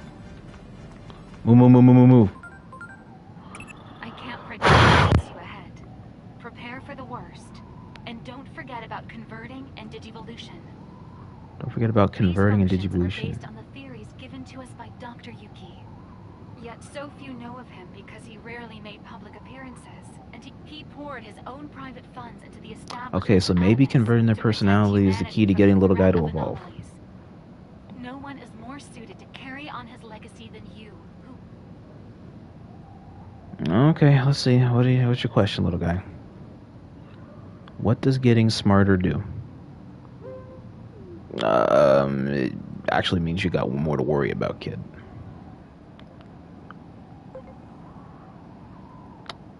Or I could lie to him and just say it makes everybody happy. I mean, eeny, meeny, miny, mo. Could you talk about the toe of your halls? Let him go. Just tell him the truth. It means you got more to worry about. You think I should put on more muscle?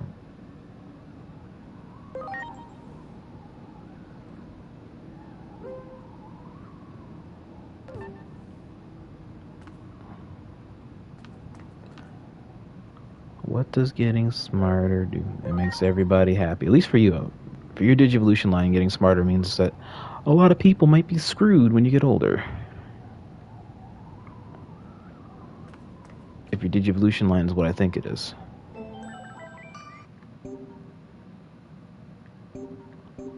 Alright, so system, item, convert. Oh, that's nice. It's not nice. That's Dracomon, leave it be. That's Monochromon, leave it be. Codymon.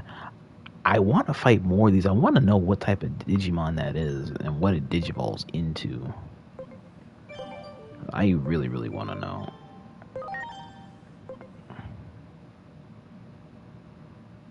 Switch sorting. Convert. I mean, I can convert this guy. It's not going to make a difference, though. Just have him in the background. I have Rock Boy in the background.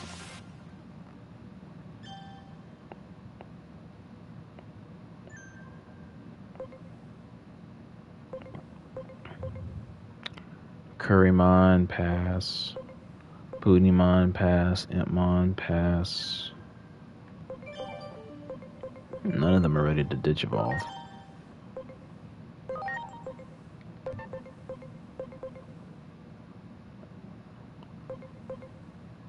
I see three different versions of Greymon, so I'm actually kind of curious if it's only just one and then like two lookalikes.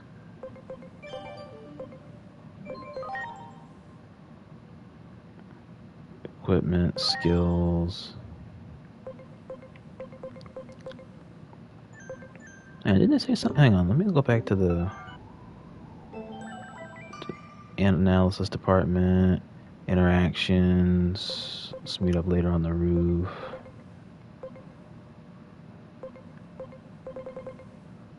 That's the conversation log.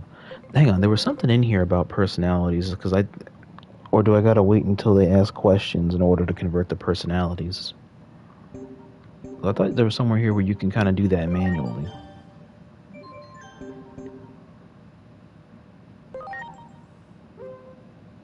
No, that's not it.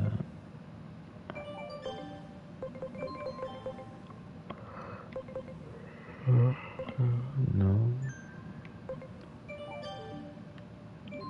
No, it's costumes. Missions. Head to the roof. Digiline, let's try that. Ally, Digimon Farm, tutorial, here we go. Analysis mode, attachment skills, regeneration, navigation.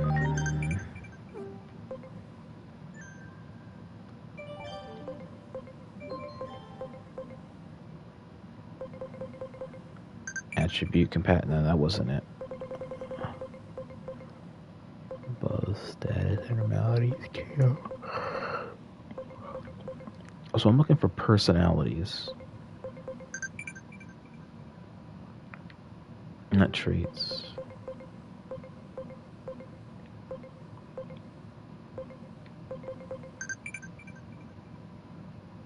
Ensure to carefully review the data. Not only will you be better to understand their hidden powers, but you're better bound to find hints on how to better train them. Might even find inspiration for some new strategies. Digimon can be enhanced by changing their attachment skills or equipment. If you attain any skill discs or equipment, be sure to equip them. So Digimon. Go to Digimon setup on your Digivice and change attachment trees.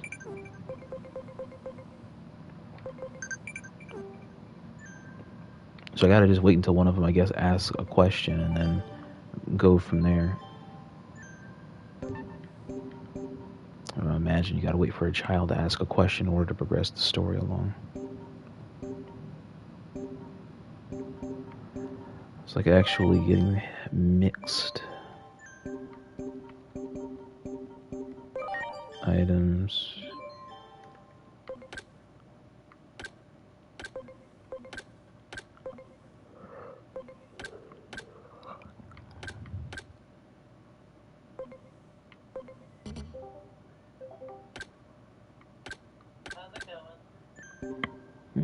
Oh, hang on. Here's one over here. Hey, wait, hang on. Let me see here. Hey, hello? Hey, welcome in. What's going on? Oh, I saw you doing a watch together. I heard that's what you're up to. Right now, honestly, just streaming on console with some more friends over here on PlayStation. I'm streaming the new Digimon demo. How about you? How you been since I heard from you? So, college starts tomorrow. Trying to figure out how much time I should pull out of my day every day to guarantee I have a good semester. And just playing some folk song where I think about it because it helps me clear my head. Okay, how much more time you got in your semester? What? I said, how much more time do you have in your semester? It's from about tomorrow to November 20th. Okay, that's still a pretty good amount of time then. Still can't really don't really have a lot of room to dilly-dally, but still. September, October, November. What's all this? Why are Digimon gathering in the No, I said for like a month and some change, or like a couple of months, you have some room to dilly-dally, but not a lot. Oh, probably, Look but out! like I want to Here stay comes trouble. consistent on an amount each day, so I'm never falling behind. This hostile is clearly more powerful than the other Digimon. Okay. You are hereby using the Digivice as a catalyst. Focus the energy of your Digimon on a single point and release it. I mean, if How you're well you can free to align look the at hearts one of your thing really allies quickly, all I depends on you. updated my farming strategy for the game, so it's very cool looking.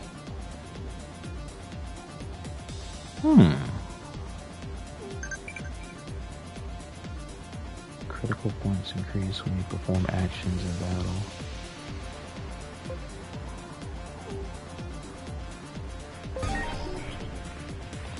That's a lot of HP. Nah, but I did not mean to interrupt you hanging out with your console buddies, so, That's not a problem. Hey, you're free to sit and enjoy yourself. Did you want to come by stream and sit and chill? sure. We're playing Digimon Stranger. The Digimon Time Stranger demo. Preparations complete.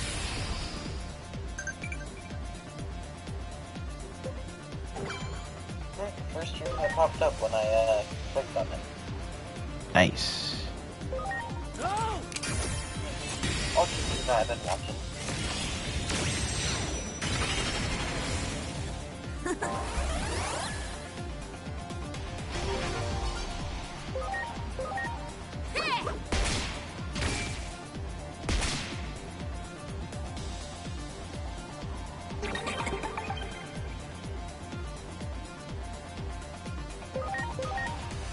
That's a huge boost.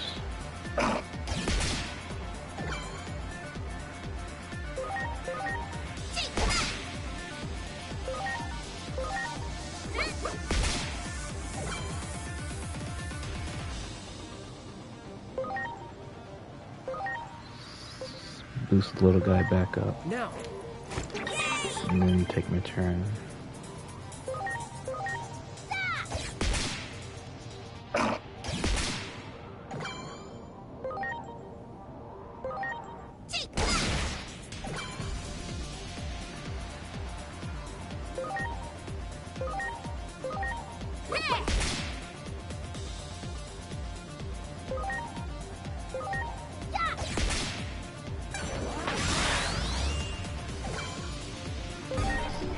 What's he weak against? Increased damage, damage unaffected, medium, insectoid. I don't know what he's weak against. Did I just fight it out?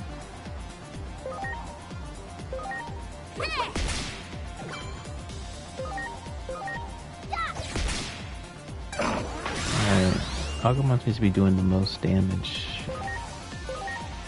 Let's try this.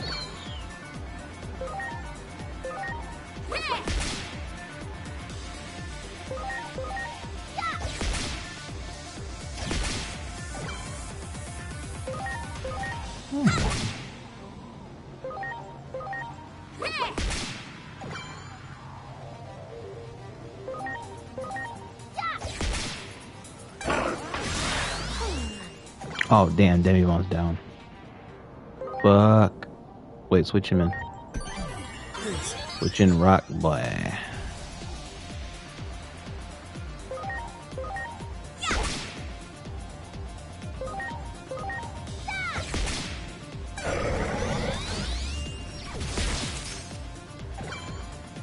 Alright, you are lucky to be alive, Bobby.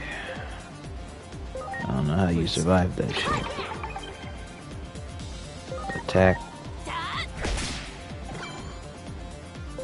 X-Art again. Just do it all of them. You can't afford to fuck around.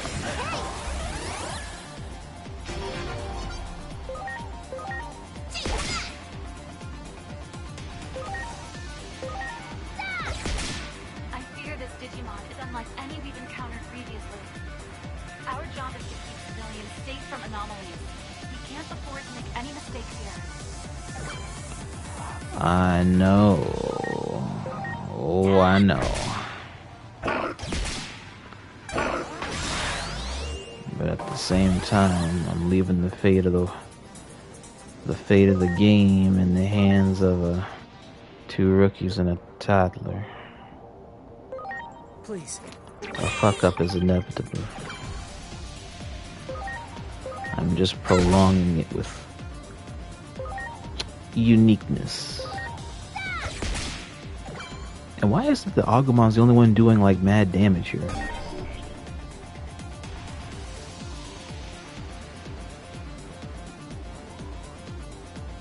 Okay, so this is telling me I just need to keep Agumon alive.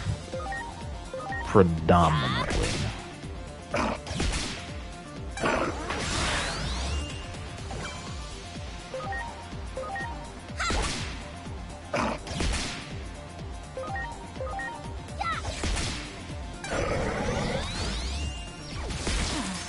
Oh, damn. Not good.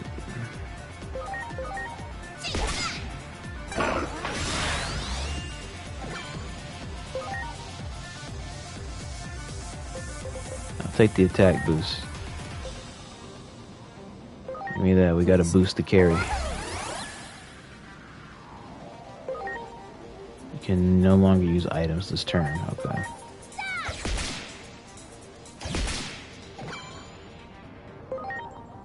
Give me that. Give him that. You okay? Attack, little guy.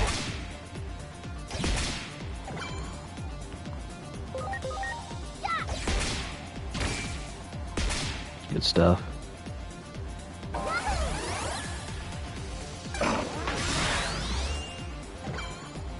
Alright, so we're gonna put you to guard. I don't know what's gonna happen. I'm expecting some buck shit to just happen. I don't want the little guy alone.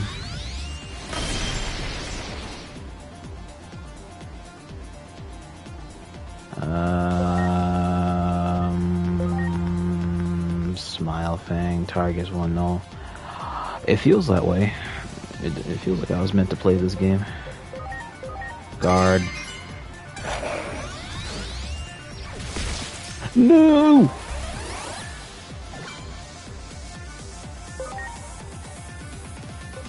Oh, this is bad, Bobby. Uh-huh. Are you okay? Alright, good. Boom.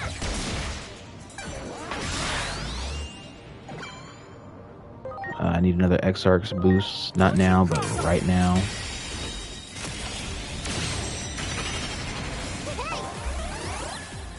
Good stuff. Attack. You attack.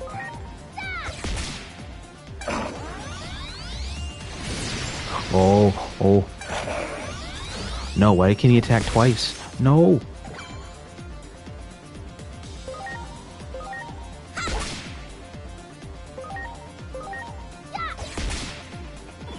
Oh, holy crap, thank God.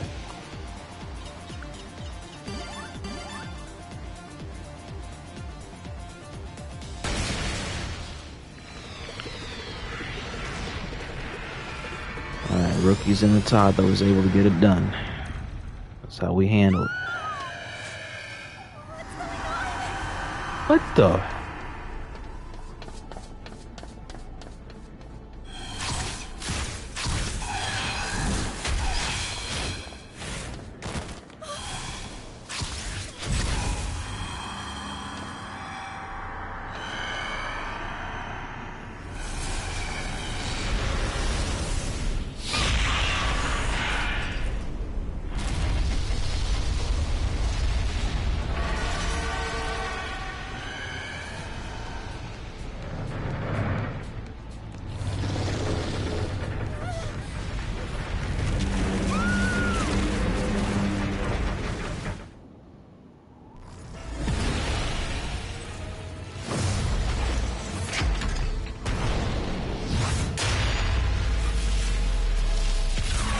What the hell's happening?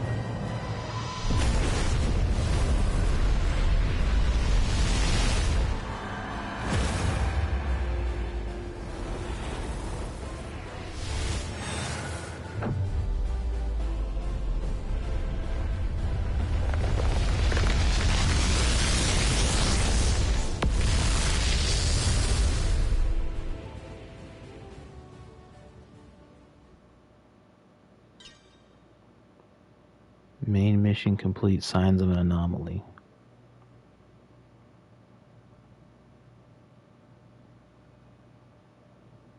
Is it alive? What is it? I've never seen a Digimon like this before. No, you're wrong. This isn't a Digimon. Huh? Then what is it?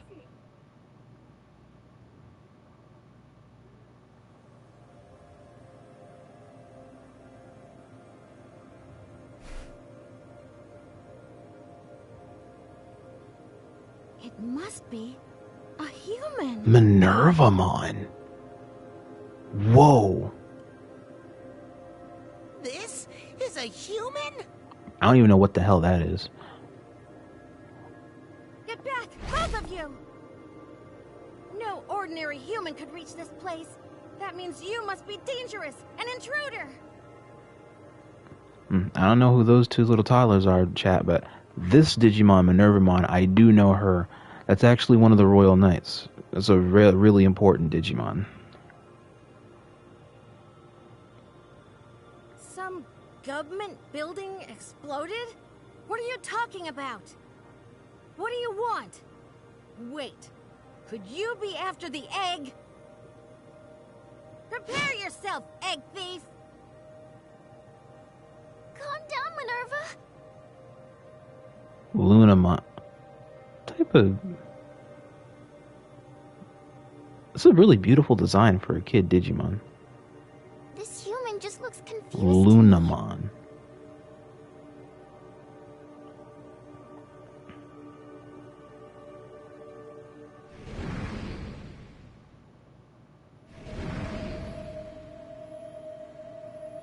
What? Another intruder?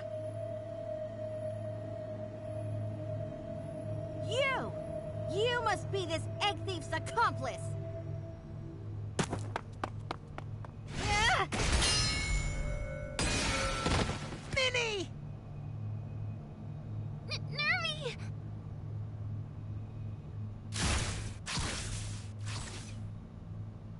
Say, human, is that your friend?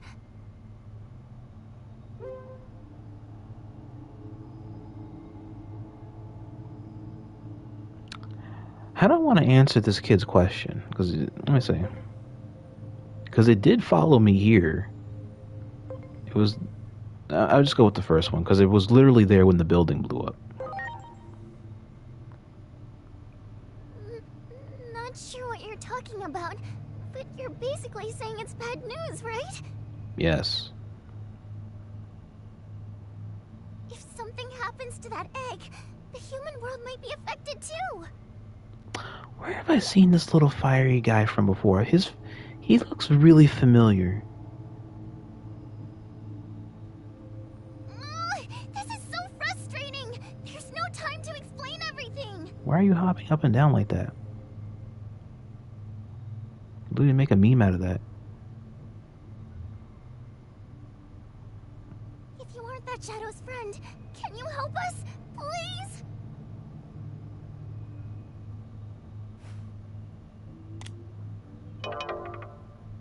There's no signal of someone in this place is causing me some sort of interference.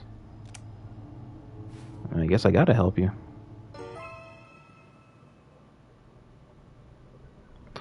Oh, thanks, Hana.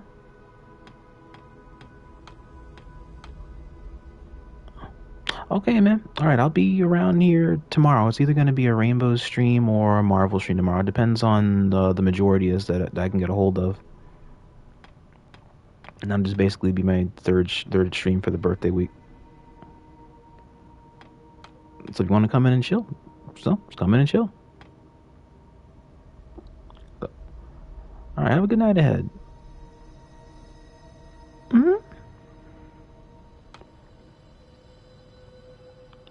Coronamon. Chat, remember that name. Because I actually want to study that, because I feel like this little dude's Digivolutionary 9 is very surprising. Because with a tail like this and the headpiece like this, like the rookie stage of a Digimon kind of gives you an idea to the rest of his family bloodline. So I'm actually really curious on this one. You're all we have. Get after that dark interloper and hurry. Rex from Mwa. Can I say it? Well, it went up or it went down? I don't even know.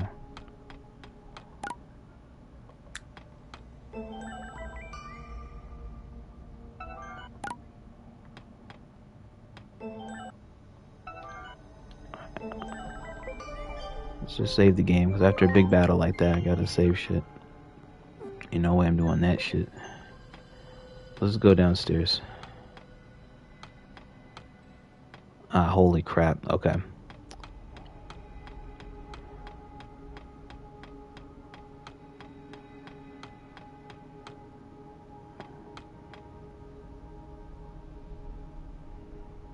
No! Stop it! That egg is very important!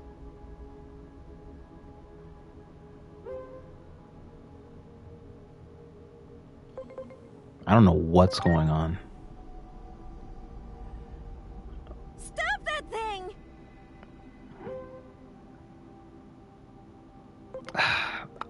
I personally want more time to think, because if I have to fight, I'm kind of ass out. But I already know where this is going. And hands are unavoidable right now.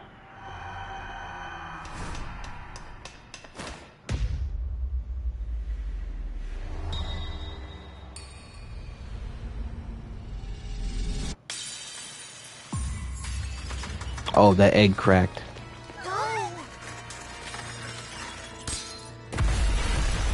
Oh, no, it didn't crack.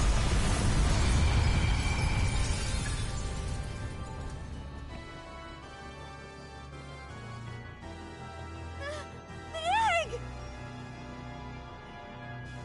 The precious egg of the Great Guardian. We're meant to save this world. Basically. Talk about a really delicious omelet.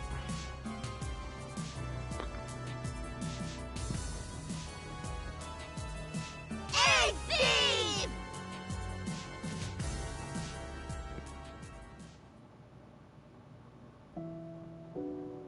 Ooh, backstory. Seems we have another mess in our hands. A conflict over the natural laws of this world.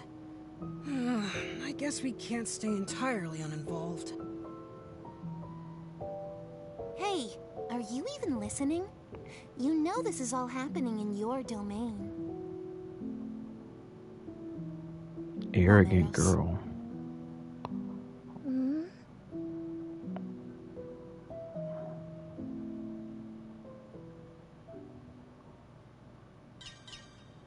Main mission, the view after the end.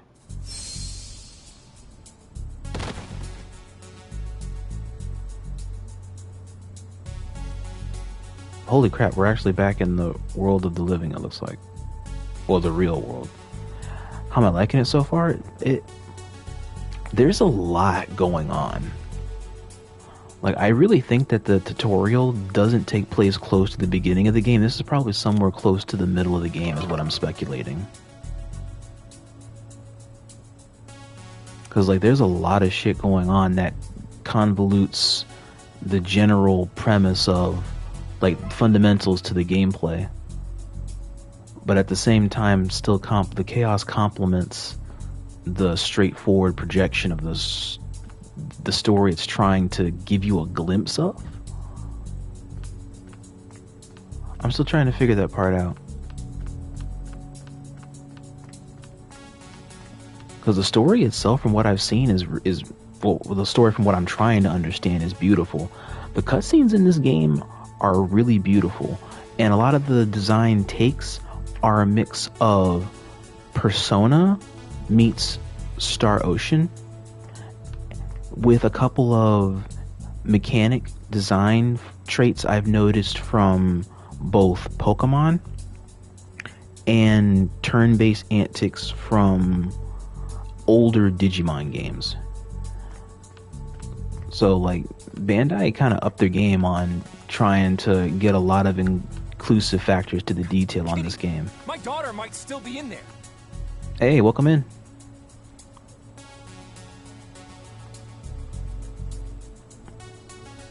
Hey, D-Legend, how you been, man? You can't just suddenly declare the area off limits. Okay.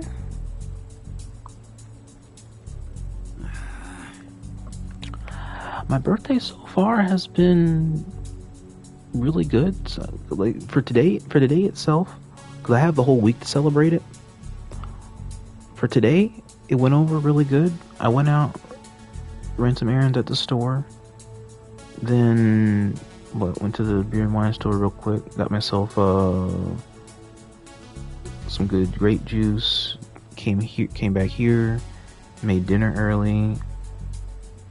Went over my bills, then checked up on my vines while I was doing early movie night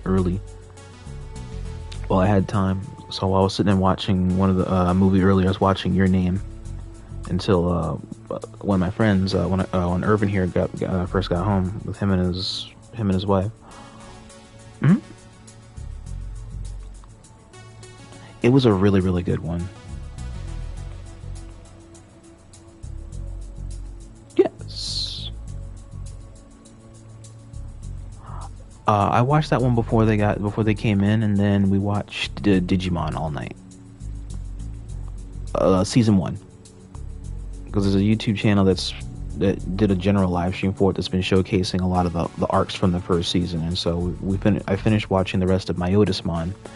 And then we went right into midway, 3/4 way into the Dark Masters. What's all the commotion?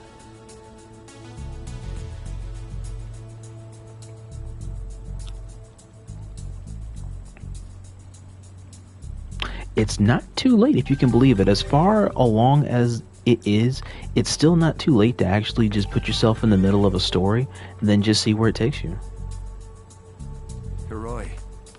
And the new Digimon game is what I'm playing right now after the night ended. I'm playing the demo for it.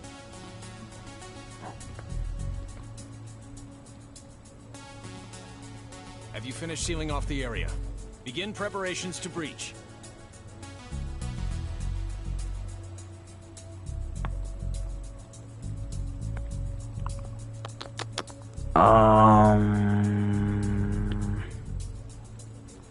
Breach.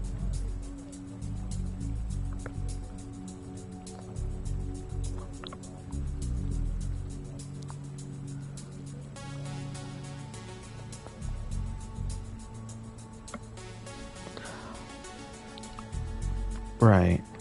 Oh, with Digimon, I don't think there was a movie completely like that, but there was a season that did incorporate like all the protagonists coming together for a common cause. It was in, I want to say it was in Digimon Cross War, if I remember correctly, because that was and that wasn't 5th generation. I really think that was 6th generation. I see you're a civilian. Because I remember there being a This big area battle is now under blockade. in Please Earth evacuate where Tai, Davis, Takato, Takuya, and Marcus were all collectively together in one shot.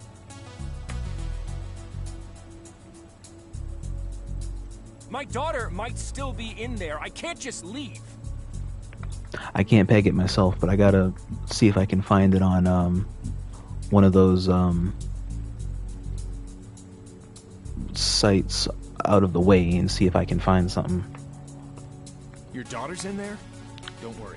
Because I could be surprised. Like if I can find some stuff from some animes from 9-10 years ago, I think I could probably dig up some Digimon. You can't lose her too. I just can't. What else was there? That's pretty much it, honestly, because I just kept... Oh, and well, during movie night, I also spent a lot of my time answering back a lot of people between Blue Sky and Twitter and Facebook that messaged me in order to wish me happy birthday, and some of them just check in with me and see how I've been. avoid any further incidents. And so I made a mini timeline and a Vine while we were doing the Dark Masters arc. So that way I can also just post pictures and stuff of stuff that's on Twitter and Blue Sky of a lot of stuff that I've done or worked on, or people I've been working with. That way people can get an idea on Facebook about like a lot of the stuff that I've been doing with the platform, or with a lot of my I wouldn't say talents, but with the influence, or with Iacon, or with the podcasts and the gaming activism and all that stuff. Damn it, how typical. In a way, just painted an idea for picture, and just like a lot of stuff that I work on or continue to work on. Never changes.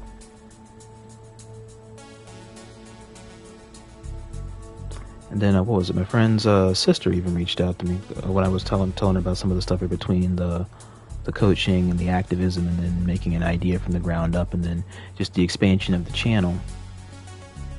Because she's the sister. She's the last one left. She's the sister from my friend that passed a ways back. Her.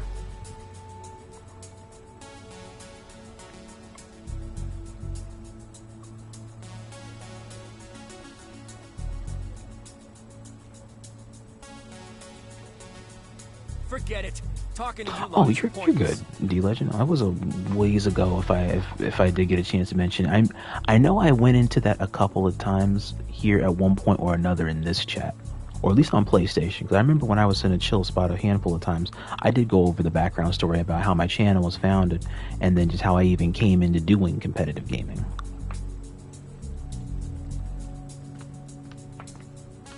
If not, just take a look at podcast 0, because that's basically me interviewing myself, and I just talk about why I even went into competitive gaming in the first place.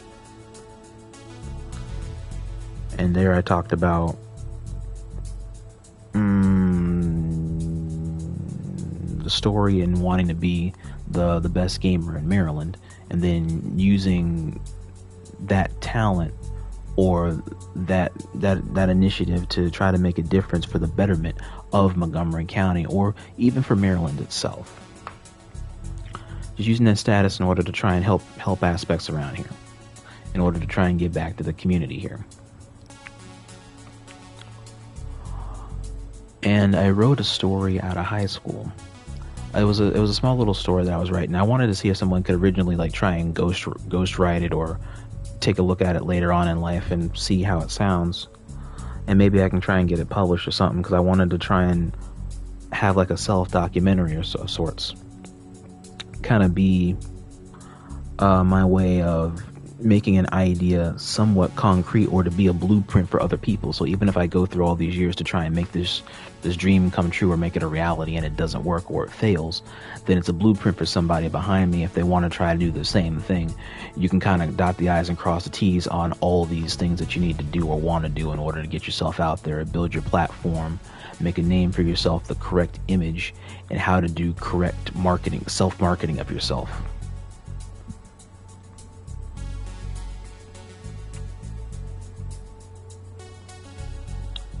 And sure. I'm trying to remember a lot of what it is I said during that podcast, because I talked about how it was me and my friend back in high school. His name was Patrick, and so me and him, actually both of us founded my channel. I just never did anything with it until later on in 2015 is when I first started actually doing something with it. Because I was originally just, it's just something in the background while I was doing more stuff with Gmail and more with Star Wars: The Old Republic on his laptop, and then I just came online from time to time when I did have a PlayStation account. It's still the same account name that I've had now. I've never changed my name since I've made this account, and I've had this account since I graduated high school. And I was like, what, 08, 09?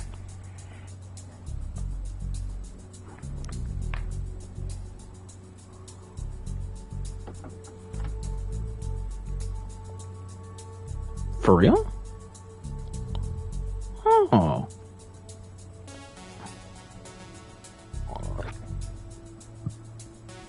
Hmm.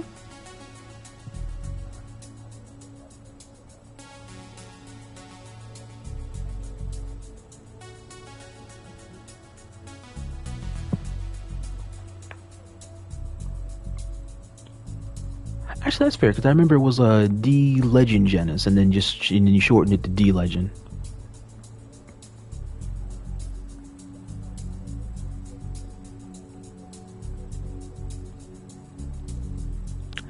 That's what it was. Okay.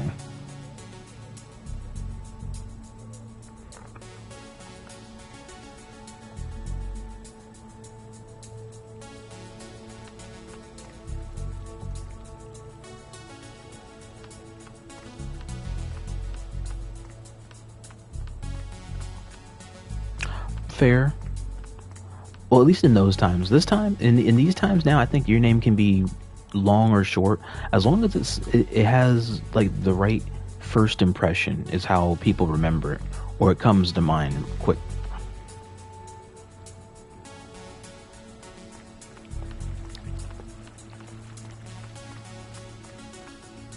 But yeah, we founded the channel together, and he helped me with the proofreading of the earlier parts of my story. It's the same story I was writing in high school about how I wanted to be like the strongest gamer in Maryland and to use that talent to make a difference here in the county. And then maybe try and see if I can traverse the state. And then the end goal of it later on was for like later on down the road, if I reached a point where I didn't want to or I couldn't anymore continue to compete or try to make something out of myself, I wanted to try to have all this amount towards a sense of proper gaming activism.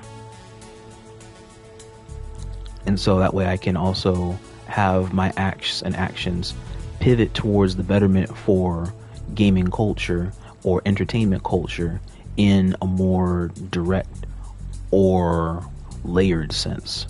That way it's something that can help affect the generation properly.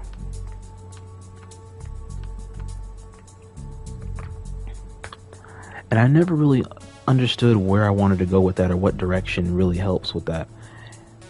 Because I've gone from... I've been doing a whole lot of competitive gaming for like the past 08 to 18.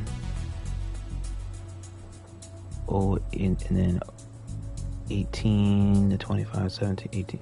So I've been doing competitive gaming for now 19 years. I've been doing competitive gaming for 19 years. And I'm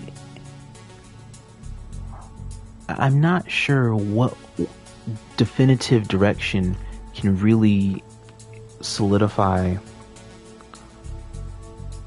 the goal that I seek with the landscape changing so much in order to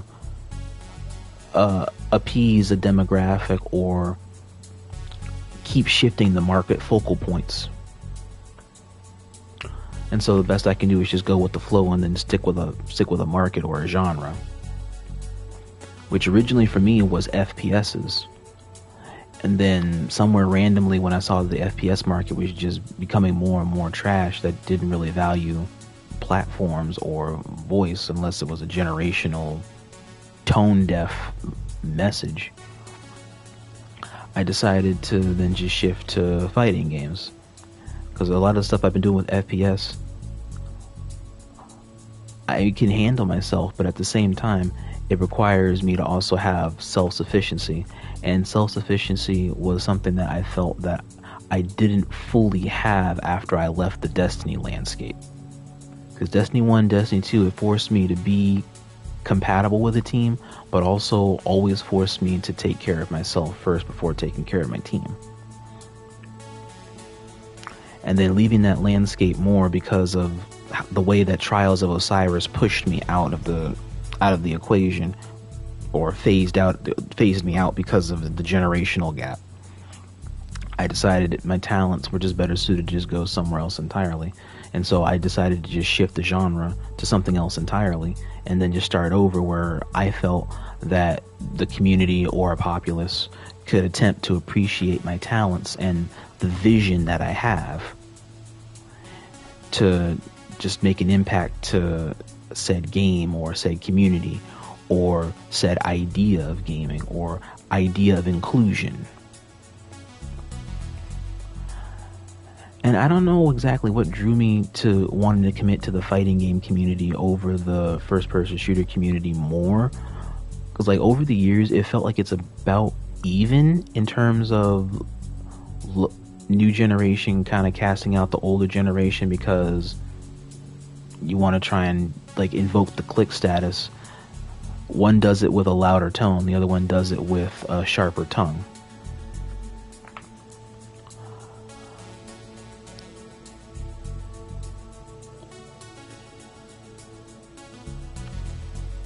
Yeah, and like after like 6-7 years in FPSs, and then what, Fighters came out in 2018, and then the year before then I was back and forth in fighting games only because of Injustice. And so between Injustice and Dragon Ball, that was in the early stages when I first got myself started. Street Fighter 4 you can kind of toss in there too, but I didn't really take it as seriously as I did Injustice and Fighters. I want to say, yeah, you could say 6-7 years for this too. So it's about even. And for the fighting game since it's all me and it's not always a team thing, it's how much you do in order to take care of yourself. I feel like it ended up for a time being in the same position as the FPS, but in a better position of the platform growth process. Because with Destiny, I spent like a good generation or whatnot honestly just wanting to prove to myself that I was good enough to compete at Trials of Osiris, which for Destiny, that's like that's the pinnacle top level competitive shit for their community. And then you just prove that you can get to the Lighthouse, or you can also prove yourself worthy of Crucible Mastery, which is their PvP thing. And there's titles that you can get for that if you do enough PvP, or you have enough of a KD in order to be within range of it, or just get it. Then there's a title. There's a title that you get of either Conqueror or Beacon Heralder. That's basically the prestige point. But unlike God, where you have to prestige numerous times in order to peak the prestige, you only have to do it the one time in order for it to be listed on the file, and then you have that as a title you can equip to your character, which means that you already have done this at one point or another, and there's no need to repeat it. It's just, I am a king. So people wouldn't need to look at your KD, they just also see this, they just see the title.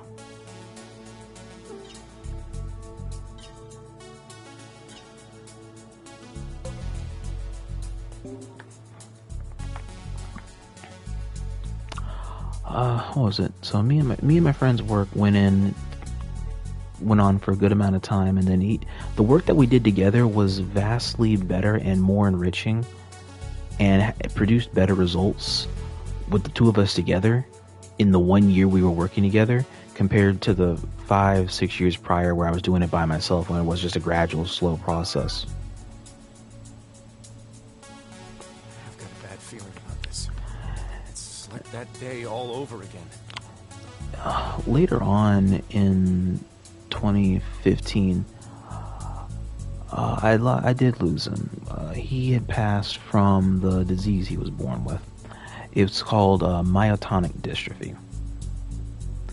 It's a deterioration of the muscles that happens as you get older.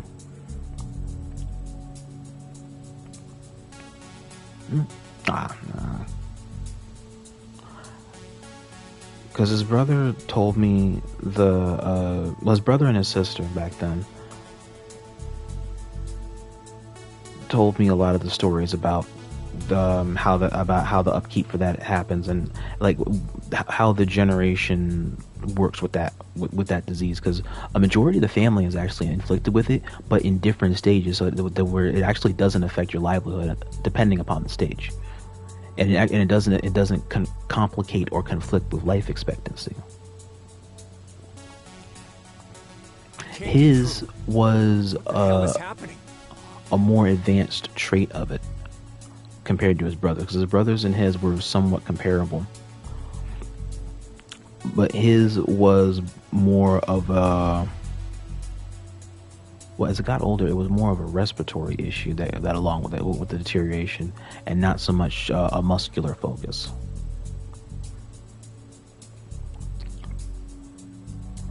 The brother, as he got older, the brothers was just early muscle deterioration.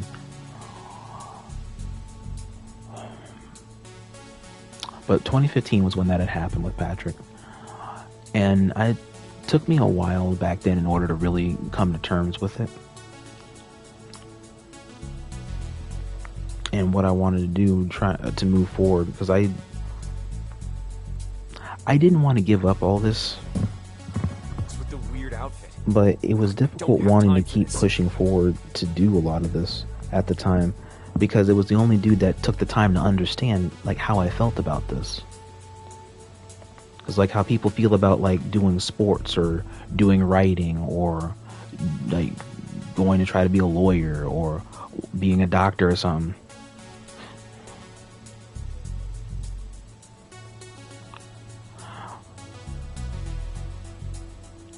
Exactly. Or worrying about being judged, or just questioning the motives, or like, can you see the vision? Like, I understand why people back then questioned the motive on wanting to pursue something that you never heard of back then. But it's like people couldn't dream or understand how to make a dream come true back then, or what a vision is. Because like all the stuff I'm doing, like I joke about it now, but I was telling Genji and a few other dudes like years back, like all the shit that I'm doing now, that we're doing now, when I was the kids' age that we're servicing now, none of this shit was an existential concept. You couldn't say that you want to be a gamer. You couldn't say that you get paid doing this shit. You couldn't say that you get picked up by a team. None of this shit that we're doing on Twitch was an existent thing to profit from a decade ago.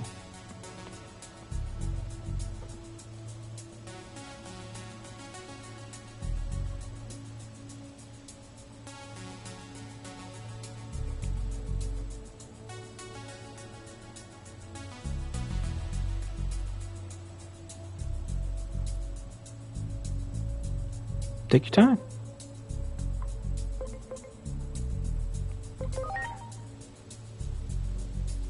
Where? This is Shinjuku Park.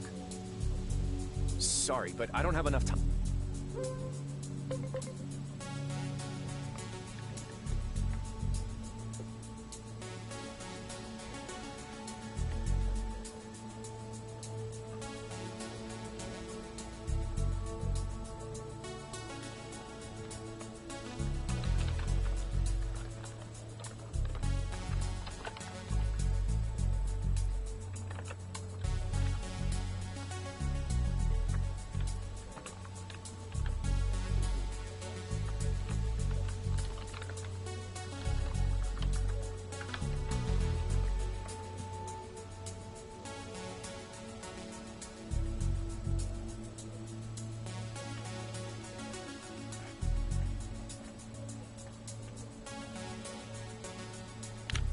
Yeah.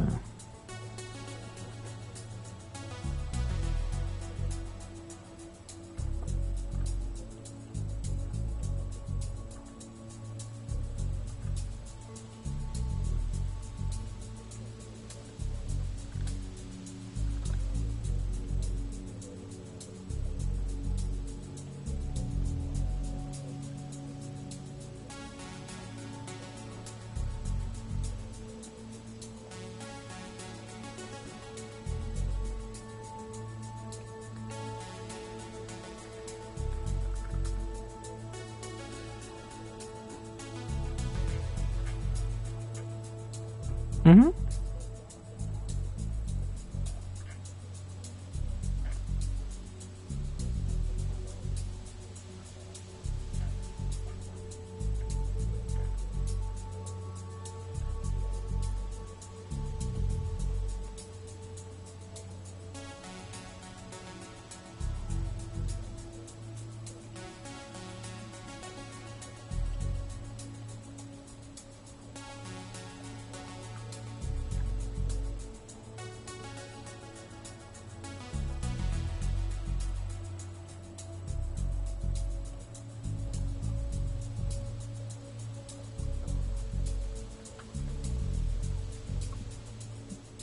the Evo, like one of the big ones in highlights. I mean, what do kids these days call it again? Cosplay? It's like I've seen the outfit before somewhere.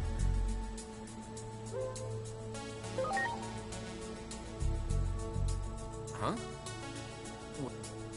Yes. Inori? Where are you?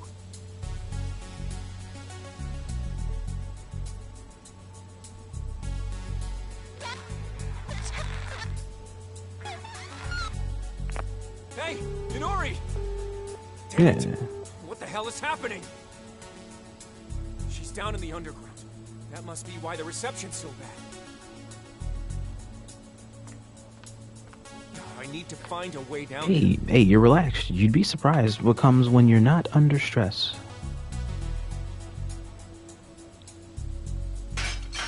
Damn it, it's locked. I've noticed when you're relaxed, you do tend to open up more because you're more comfortable. What can I even do? Which is good. I'm not saying that's a bad thing. That's good.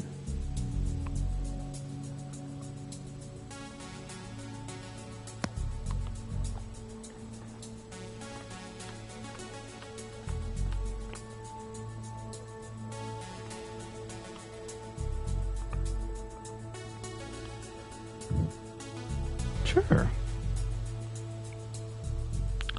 I guess I'm trying to think on how I finished this story. Because I could just send you episode 0 and I can give you an idea. But best thing I can remember is like it had to do with like not dealing with elitism and forced conformity in communities, and wanting to tell my own story, continue the journey, and tell my own story in the process. The problem as I got older that I knew I would be tackling with is probably dealing with either the generational rift or dealing with popularity or lack of popularity, or the entitled individuals that want to try to have a voice to supersede yours, or something to discredit you or to put down your opinion or your worth. Like, it's something kind of like where we're at now, but it's where we're at now is where, like, a more evolved sense of clout having a sense of importance over people's self-worth, or having your own opinion, or having your own identity. Like, it's more important to have a digital presence than just having your own independent voice heard, which then creates your presence. Like, people just kind of sheep to whatever's popular and not make a concrete decision despite the fact that it's probably unpopular, but it's still the correct decision and it's your decision. It's not something that was influenced by somebody else just because it seems like it's the right thing to do because it's popular. Like, shit that's the wrong thing to do is also popular. There. Whoa. What the heck? Are you the one? The truth is, my daughter is stuck inside. Would you be willing to come with me to help? Please.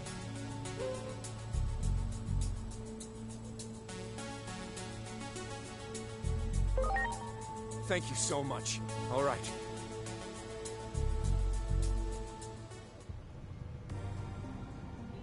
Hmm?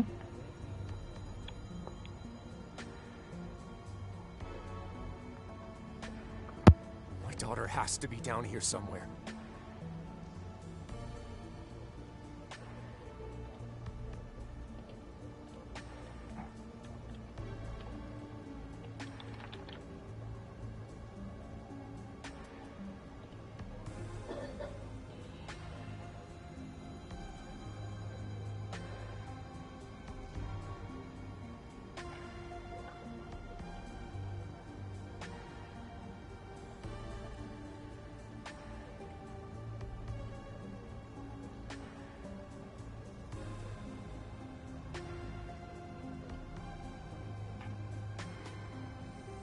Yeah.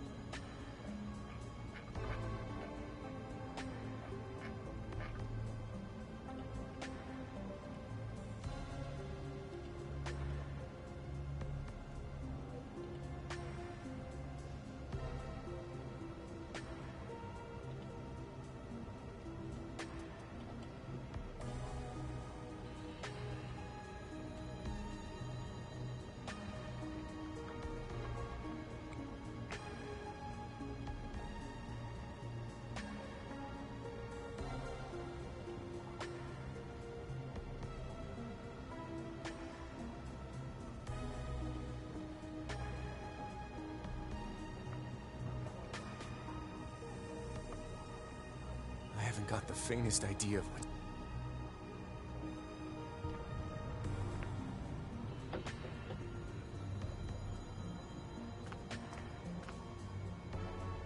I feel that.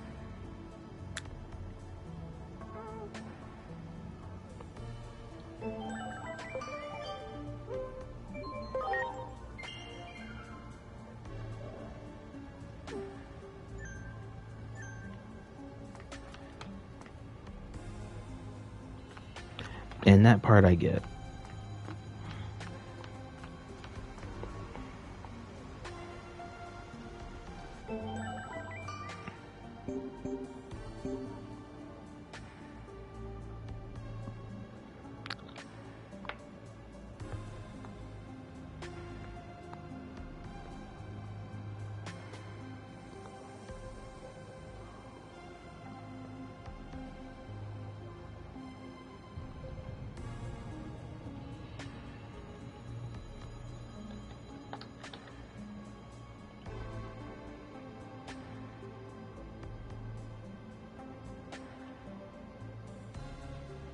Hey, it's all good.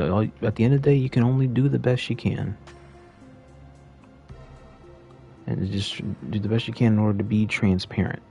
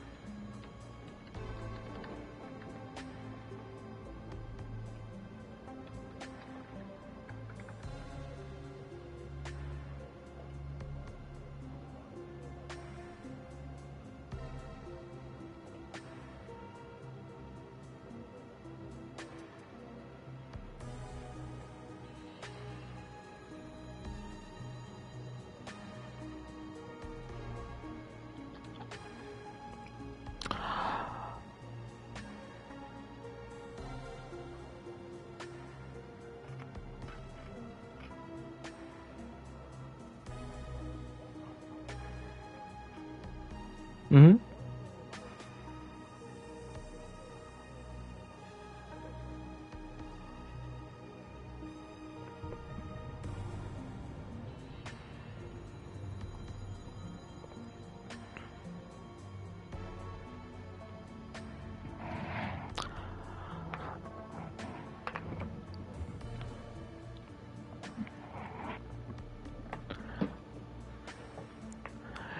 if your plate is not full, I say acting on an occasional spontaneous idea is never a bad thing. Because at the end of the day, it's a creative idea. It's putting something out there in your image and your perspective that can fuel somebody that's feeding something from that perspective. Or it's something that's already explained, but it's not explained in this way that can only be delivered by you and the way that you see it. And in terms of doing a tutorial on something, that will still generate engagement because it is still a how to do something.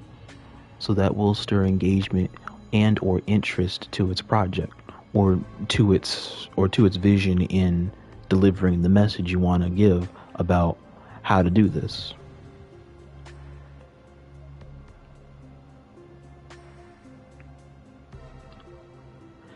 And then in terms of switching gears between making content and what else you say?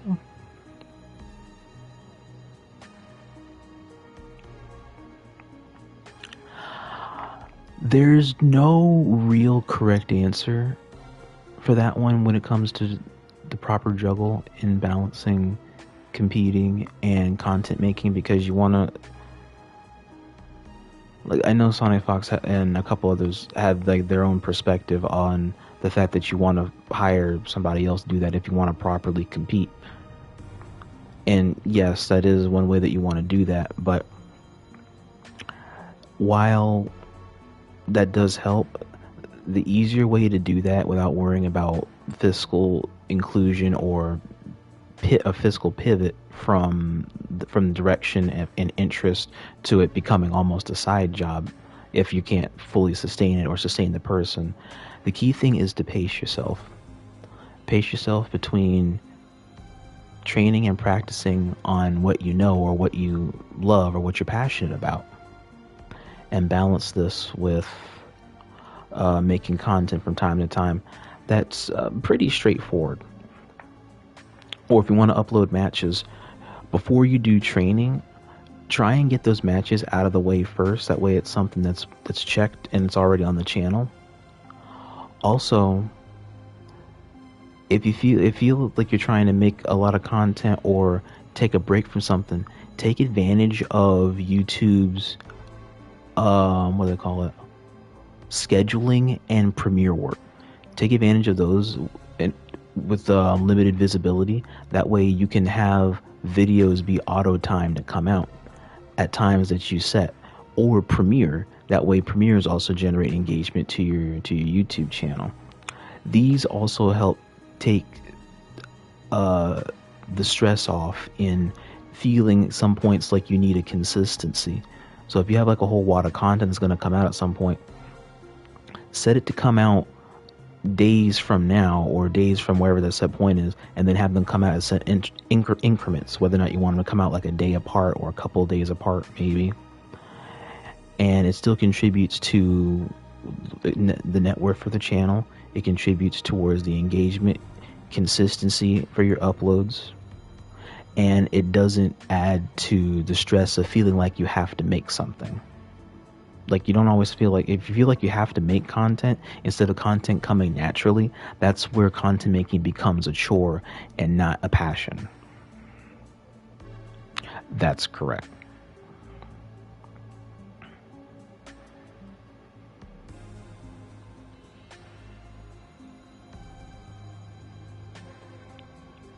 Because when you're passionate about something, an idea on the game or the project will just happen. If the idea just happens out of nowhere, zero in on that.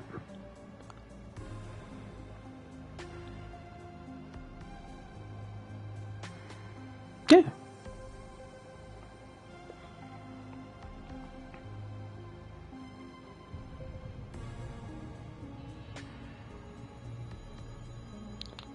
Because for me, like, I try to write down ideas from time to time. If I don't actually have the time to execute it, I try to write it down so that way I have the attempt of capturing lightning in a bottle, and then I can return to this. Or if you have the time in which to just act on it, try and have it play out a little bit in your head. See if you got to work a little bit of it out. If it's straightforward as it sounds, go on ahead and act on it now, while it's all fresh. That way, there's no skips or hiccups in the end product.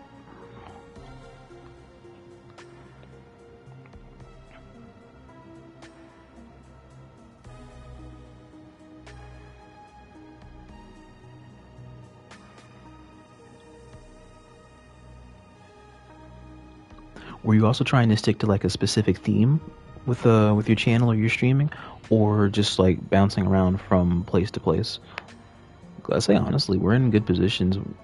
I think you're in a good position with the engagement for your channel. I haven't had a chance to see any of your recent stream if you've been streaming recently, but I think you're probably in a good spot where you can just stream what you like and then have your natural audience engage as they will towards what they resonate to, that their streamer, you, are also playing or engaging with.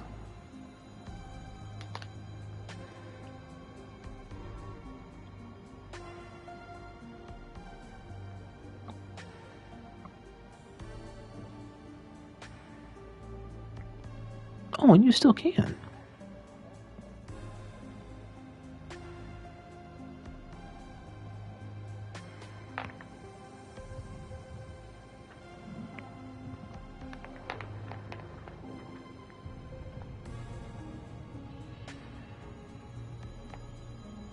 Oh, you gotta show me that. That sounds fire.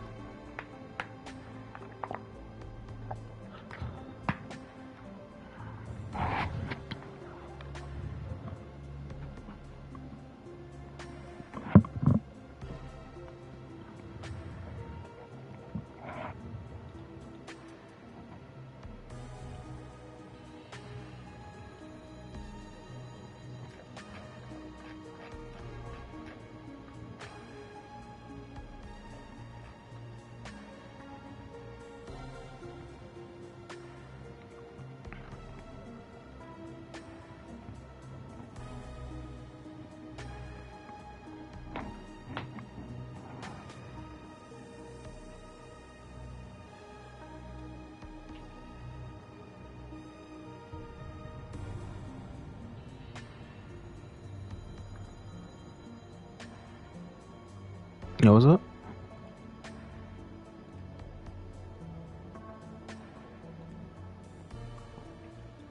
Sure. I need to see how much his rates are, because I actually would like to see if Neji could commission an intro for me for some of my stuff.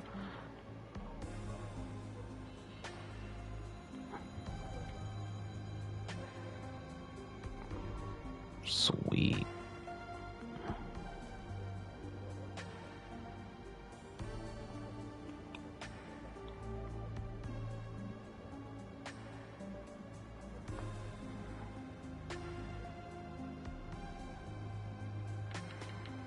Oh, absolutely. It's been a minute since I tuned into some of his streams.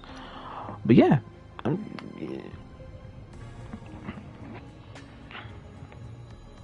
I see. I've been listening to some of his remixes.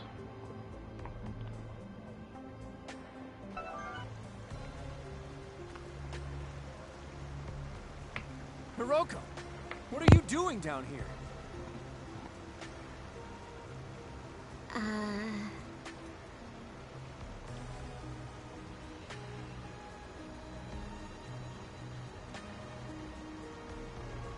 Oh. Wait, that's the title? Monsters!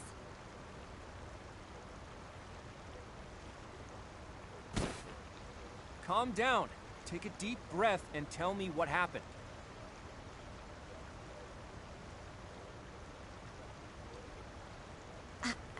I'm sorry. Well...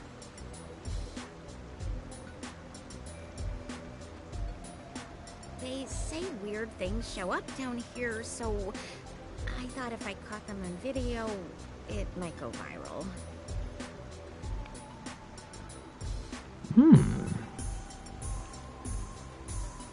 Hey, is that some kind of cosplay? Oh, actually, I feel like I've seen that outfit somewhere before. Don't move.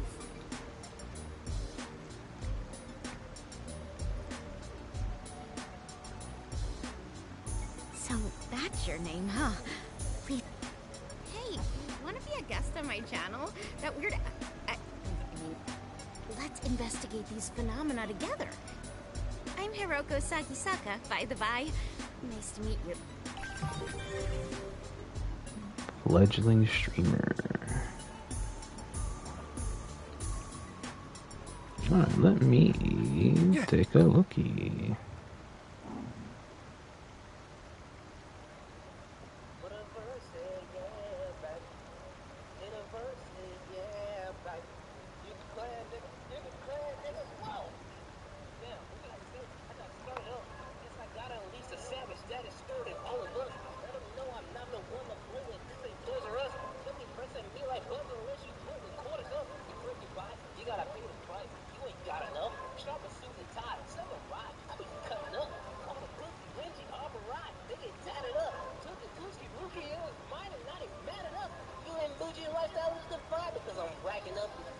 This beat really complements the rhythm you're going for.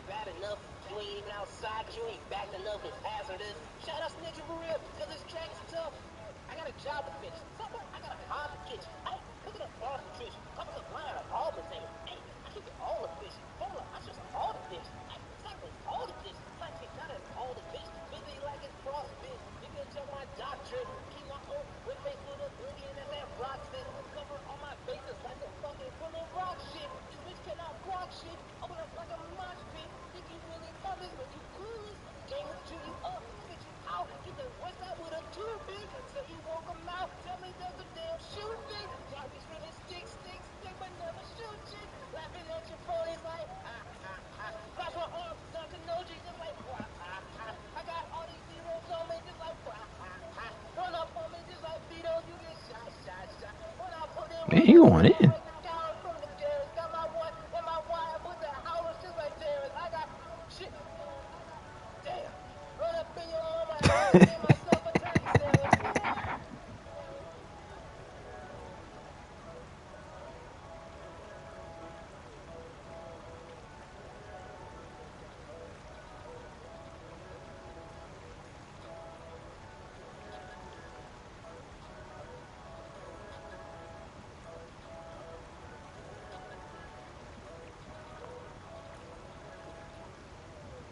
Damn, that is beautiful. Weirdly enough, you stumbling the verse, I guess it kind of fit into the theme. He was able to make it work. It still works.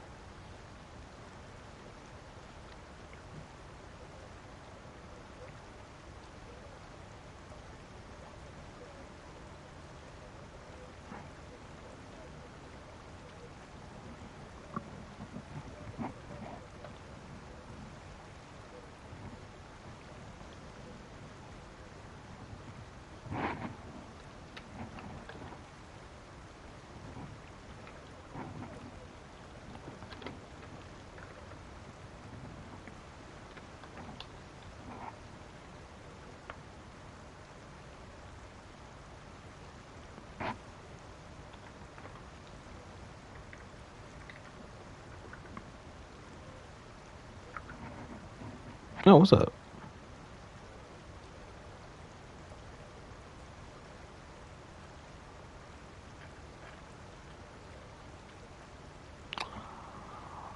Understandable. Well, D-Legend, I appreciate you sitting with me tonight and just sitting and chilling. There'll be more streams like this through the week.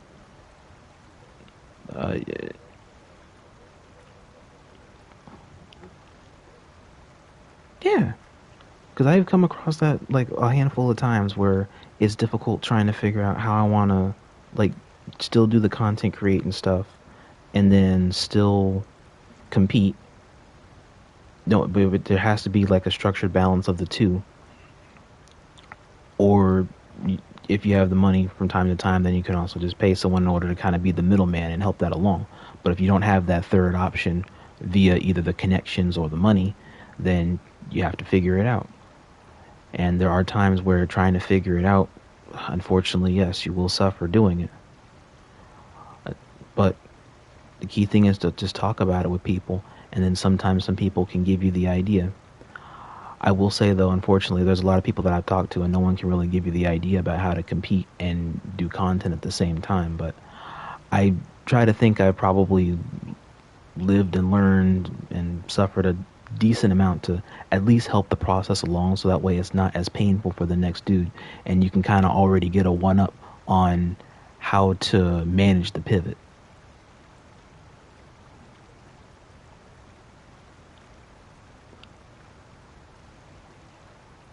Do you have a YouTube channel? Because I can go ahead and I can check it out and I can see what it looks like.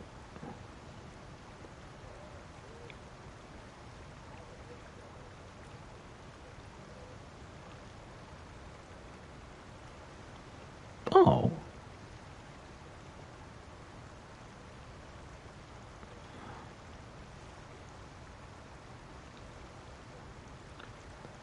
Well, tell you what. Well, if you're mainly trying to just do streaming, that still applies to streaming, but it's a lot less that you need to worry about managing, because the main thing there that creates returning revenue for your channel is making clips. Because streams aren't going to stay forever, and with that new stupid ass cap that they introduced, then there's a limit to how many streams that you want to actually ideally keep. So for more, yeah, the archive capping shit that they did in the last update. So the best way to work around that in order to optimize the return revenue for channels now is clips. You can still do a stream here or there, or matches from time to time, or however long a highlight is that's beyond a clip portion. But the main thing there is to focus on clips, and so just try and have good clips from past streams or moments that you feel are like good returning points of interest for your channel, or something that defines you or the people that were inclusive of those activities. Capture that, have that be something that's a recurring visual interest on the channel, and that stirs revenue visually for people to keep returning to your channel just to see those clips. That's how they start engaging with channels.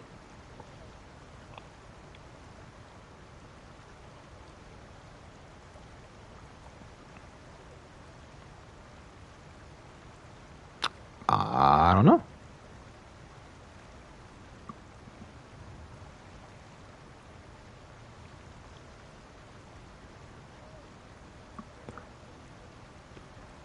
Like next stream you do, or if you already did one recently, go back through. If it's something that you feel is funny, clip it and just see how many views that it gets on its own.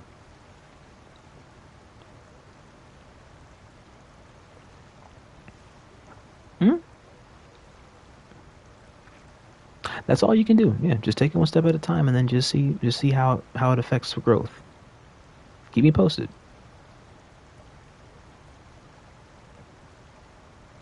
Always.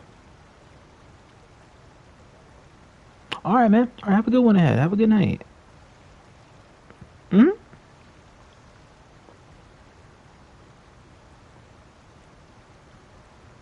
right, chat. The mission on Time Dem Brain on time, wherever we at, the mission continues. Let me continue before my Unk mind clicks. We were listening to the man with glasses.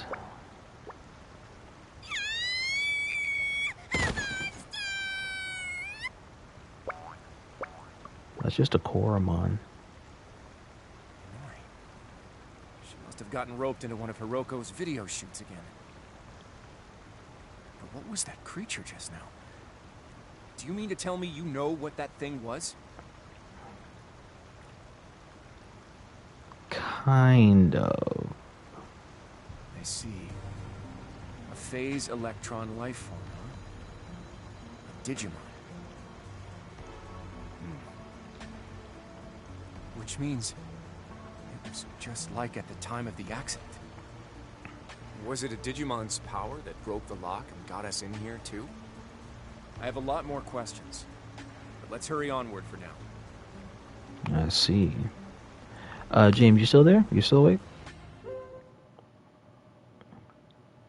Yeah, I'm still here. Okay.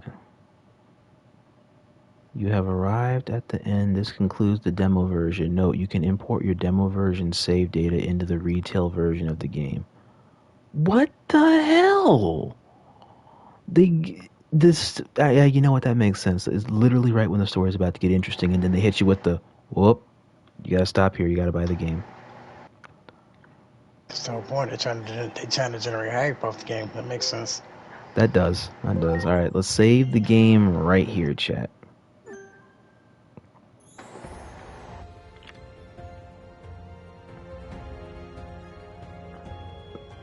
That's a beautiful cutscene. There's so many more Digimon, yet I have yet to see that in this whole world and whatnot that's here. This is interesting from what I've seen so far. Let's watch the cutscene.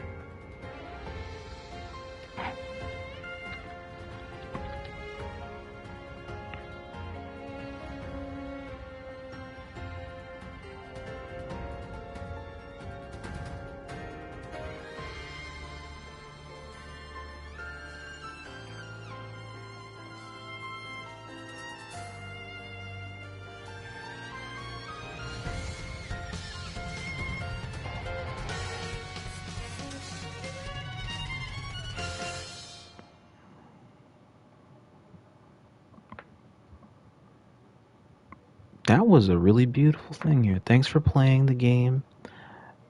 Your save data from the demo will be saved here, and it can be imported in the retail version of the game.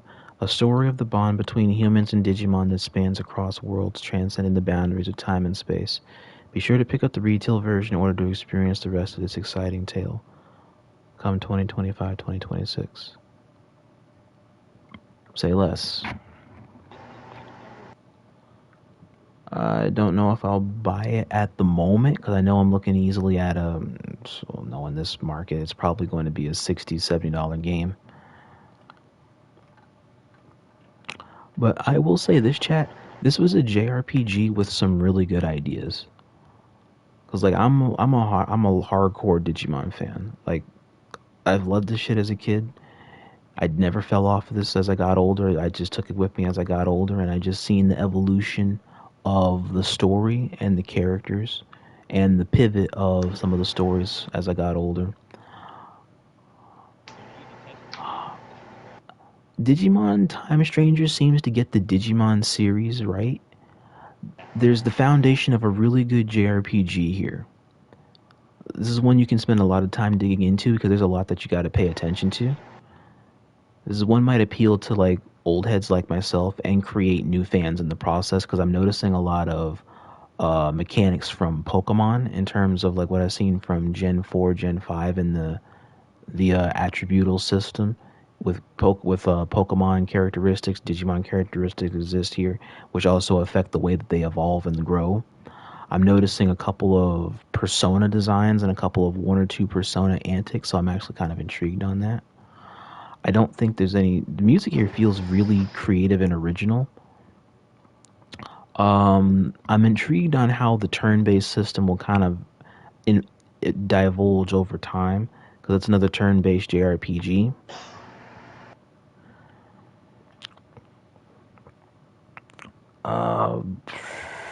The way that you pick the characters in the game, like your starting character was really nice, because you can pick between a dude with anime hair and goggles or a woman with a very small hat. You step into the role of these agents here. Like, whoever you choose, it just becomes your operator. Your job is investigating phenomena across the city. So basically, you're just looking into strange stuff that the public doesn't know about, which delves into like the government aspect of agents in most Digimon stories that are basically doing the same shit that they don't tell you. You kind of just read into the story. So, for instance, take Digimon Season 3 with the founders of Hypnos that were studying the Digimon anomalies that were coming to the digital world. With the guy and those women that were studying the anomalies coming in with Hypnos. This is basically like those type of government agents that are just watching the aliens, quote unquote, or what they call them here, phase life forms, come and go as they will.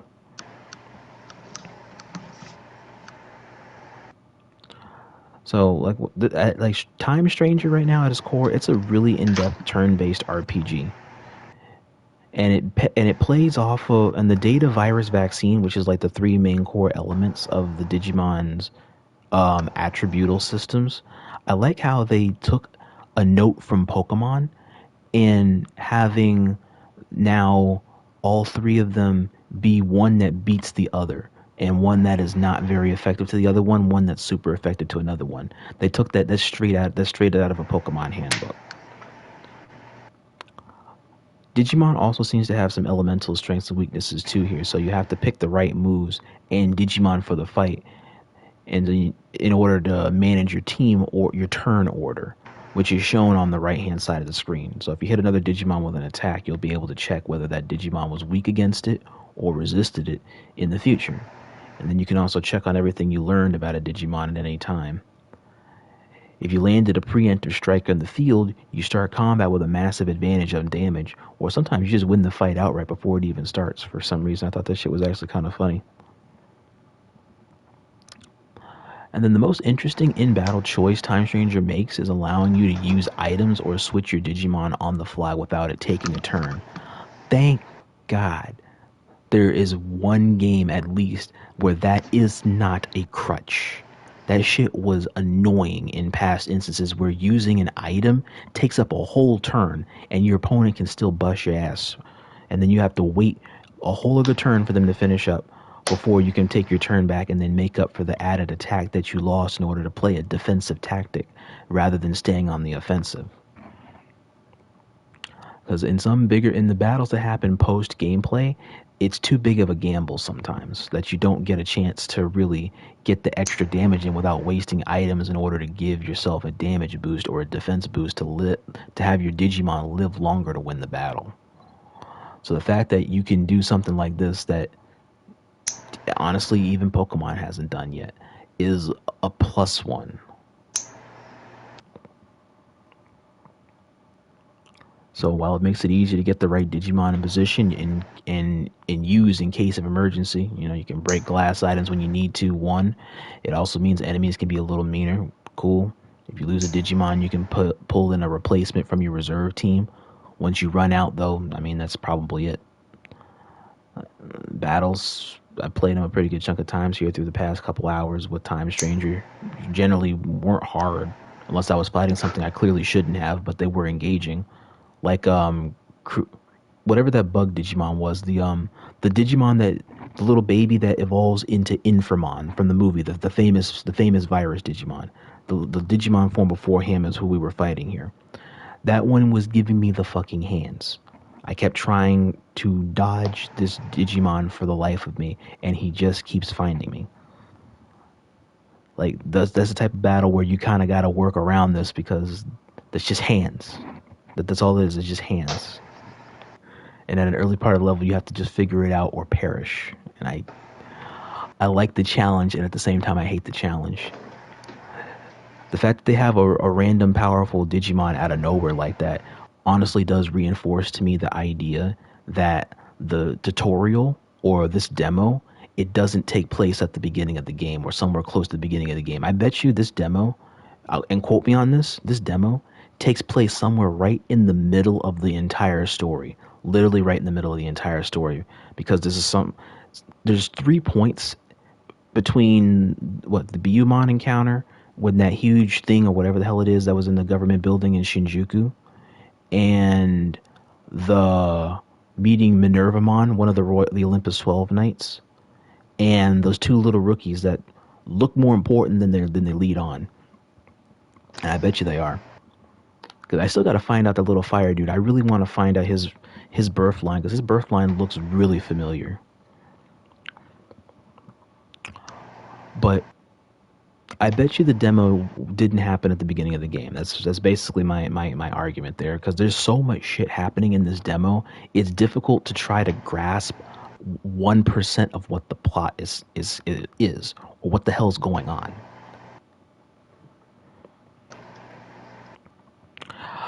Honestly, with the way with the in-depthness of the mechanics, it really made the world feel lived in and like it existed outside of me, which I like that about the game because it feels immersive without being too crowding of its controls. Because it's not all about the battling; it's about a story, and there's a story here. Because you meet up with a girl that knows your character, but whom neither I nor my operator recognize. You befriend some Digimon here and there. You got chased by a really large Digimon. That was Metal Greymon, by the way. That was a black Metal Greymon. That was the gray black, not black, blue black. That was the original version of Metal Greymon from back in Digimon World 1. I didn't think they were gonna actually just go on ahead and give us that shit, but hey, I like it. But you were chased by a really large Digimon and mostly tried to figure out what was going on, like time strangers, like time travel story, of course. But I didn't really get to see that during a lot of my playtime here. But I know that with a thing like story time stranger, there's some type of time anomaly or time traveling thing that's in the story. I know there is. I did, however, like I probably jumped into this a pretty good amount, and then just like I said, was just studying some of the systems. After I found this in the jump, I found myself honestly just doing a pretty good amount of work with a low-level team.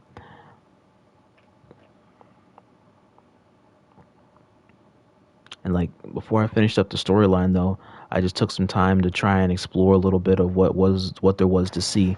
I'm gonna go back in the demo again after stream or after some other point in time in the future, just to take a look around and try to immerse more of the story. Because like when I was sitting and talking with D-Legend earlier, I took some time to just sit and take a look around in the scenery in the background and just see what all is interactive or interacting with the player or the viewer while it's doing its thing idling.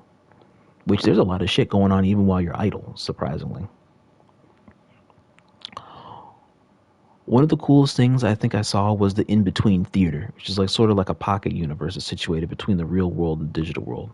And here you can visit Digifarm, where you can place like Digimon on the farm. You can train them up. You can increase a lot more of the bonds or change their personalities. I need to see where that is exactly to bookmark, because that's similar to like the Pokemon Daycare, where you can kind of like have a whole cheat sheet on making Pokemon do what you need them to do.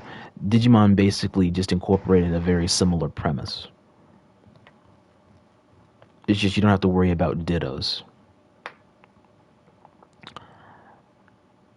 And then that sense of this thing is yours also speaks to why your character isn't voiced and why they aren't assigned like a partner Digimon, like many of the other members of the cast are. Like, it's your story, you, the player, and you're meant to put yourself in the shoes of your agent rather than playing a character that comes off pre-built for you.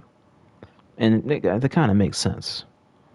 Like about this time is when I discovered that you can change some of your stuff and change your mechanics and stuff. And man, bro, you could do a lot of shit here, it looks like.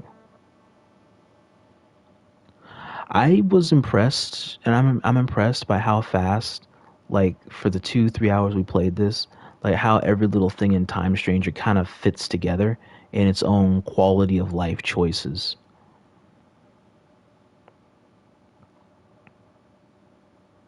Because you can speed up battles if you want things to move along.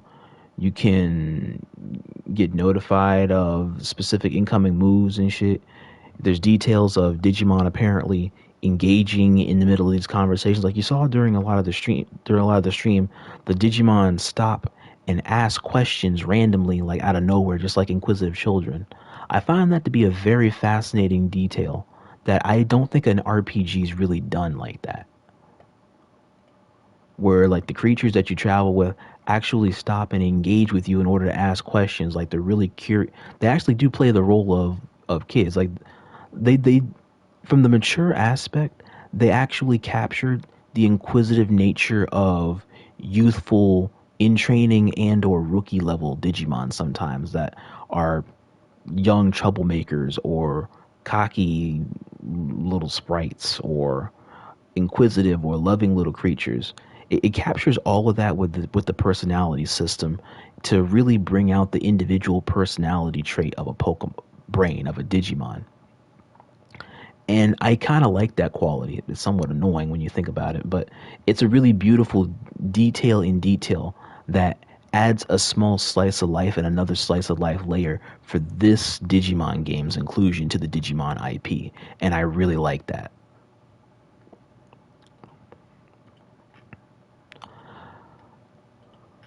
So, food for thought. Because it's looking like Time Stranger, it could pull like a really decent balancing act off. Because if what I played is, if any indication, I think you don't have to be one to like what Time Stranger has to offer to still love the game. You just have to want to play a cool JRPG that has monsters in it, or your JRPGs in it, time travel that's in it. I'm still working out how that fits into this shit, but at this point, that just seems like it's a cherry on top of a really beautiful cocktail that is the story that you're going to see with a beautiful visual presentation that the game's engine is on. Anyway, that's my 2 cents on it, chat. I appreciate you guys tuning in this morning for the Digimon stream. I'm going to go on ahead here and get ready to send you guys to somebody else. I'm going to sit and chill with Snowman for the time being. I'm going to try and see who's on. If you guys need me, you know where to find me. You guys can stay tuned tomorrow when we're going to do day 3 in my birthday stream. Birthday week stream. And this is going to be either on Rainbow Six Siege or this is going to be on Marvel Rivals. It depends on wherever the majority is whenever I get on. We're going to do one or the other. Or we might do both. I mean, fuck it. I don't know. It depends on how I feel and how we feel. My friend here may also be along for the ride.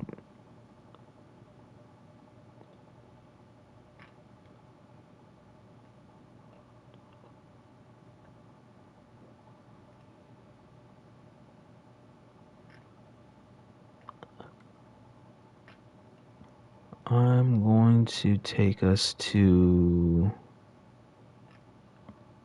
No, I can't raid low tier god. I'll take us to another dude that's also doing the Time Stranger demo tonight, unironically. I'll take us to Kenny Limbs. Hey, he chose Dracomon. Credit. Alright, I'm going to go ahead and start the raid. I'm going to take us on over to Kenny Limbs. Alright, attack following. I'll catch you guys tomorrow. Like I said, it'll either be the Rainbow Six stream or it'll be the Marvel Rivals stream. Whichever of the two I can get the majority for first that I'm convinced for to do, that's what we're doing. That's what we're committed to. You guys take care for the morning. And like I always say, right? Till all are one.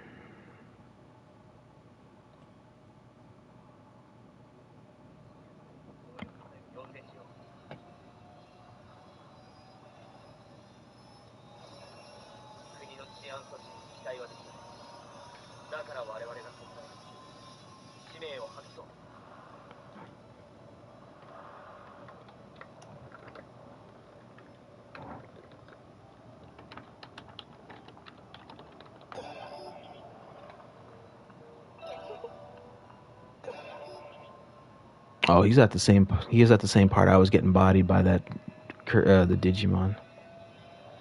Morning. Rodimus Prime. Oh, he's from Singapore. Rodimus Prime. Oh my. Oh, he's way ahead of me in the time zone. Cause Singapore, that's Australia, isn't it?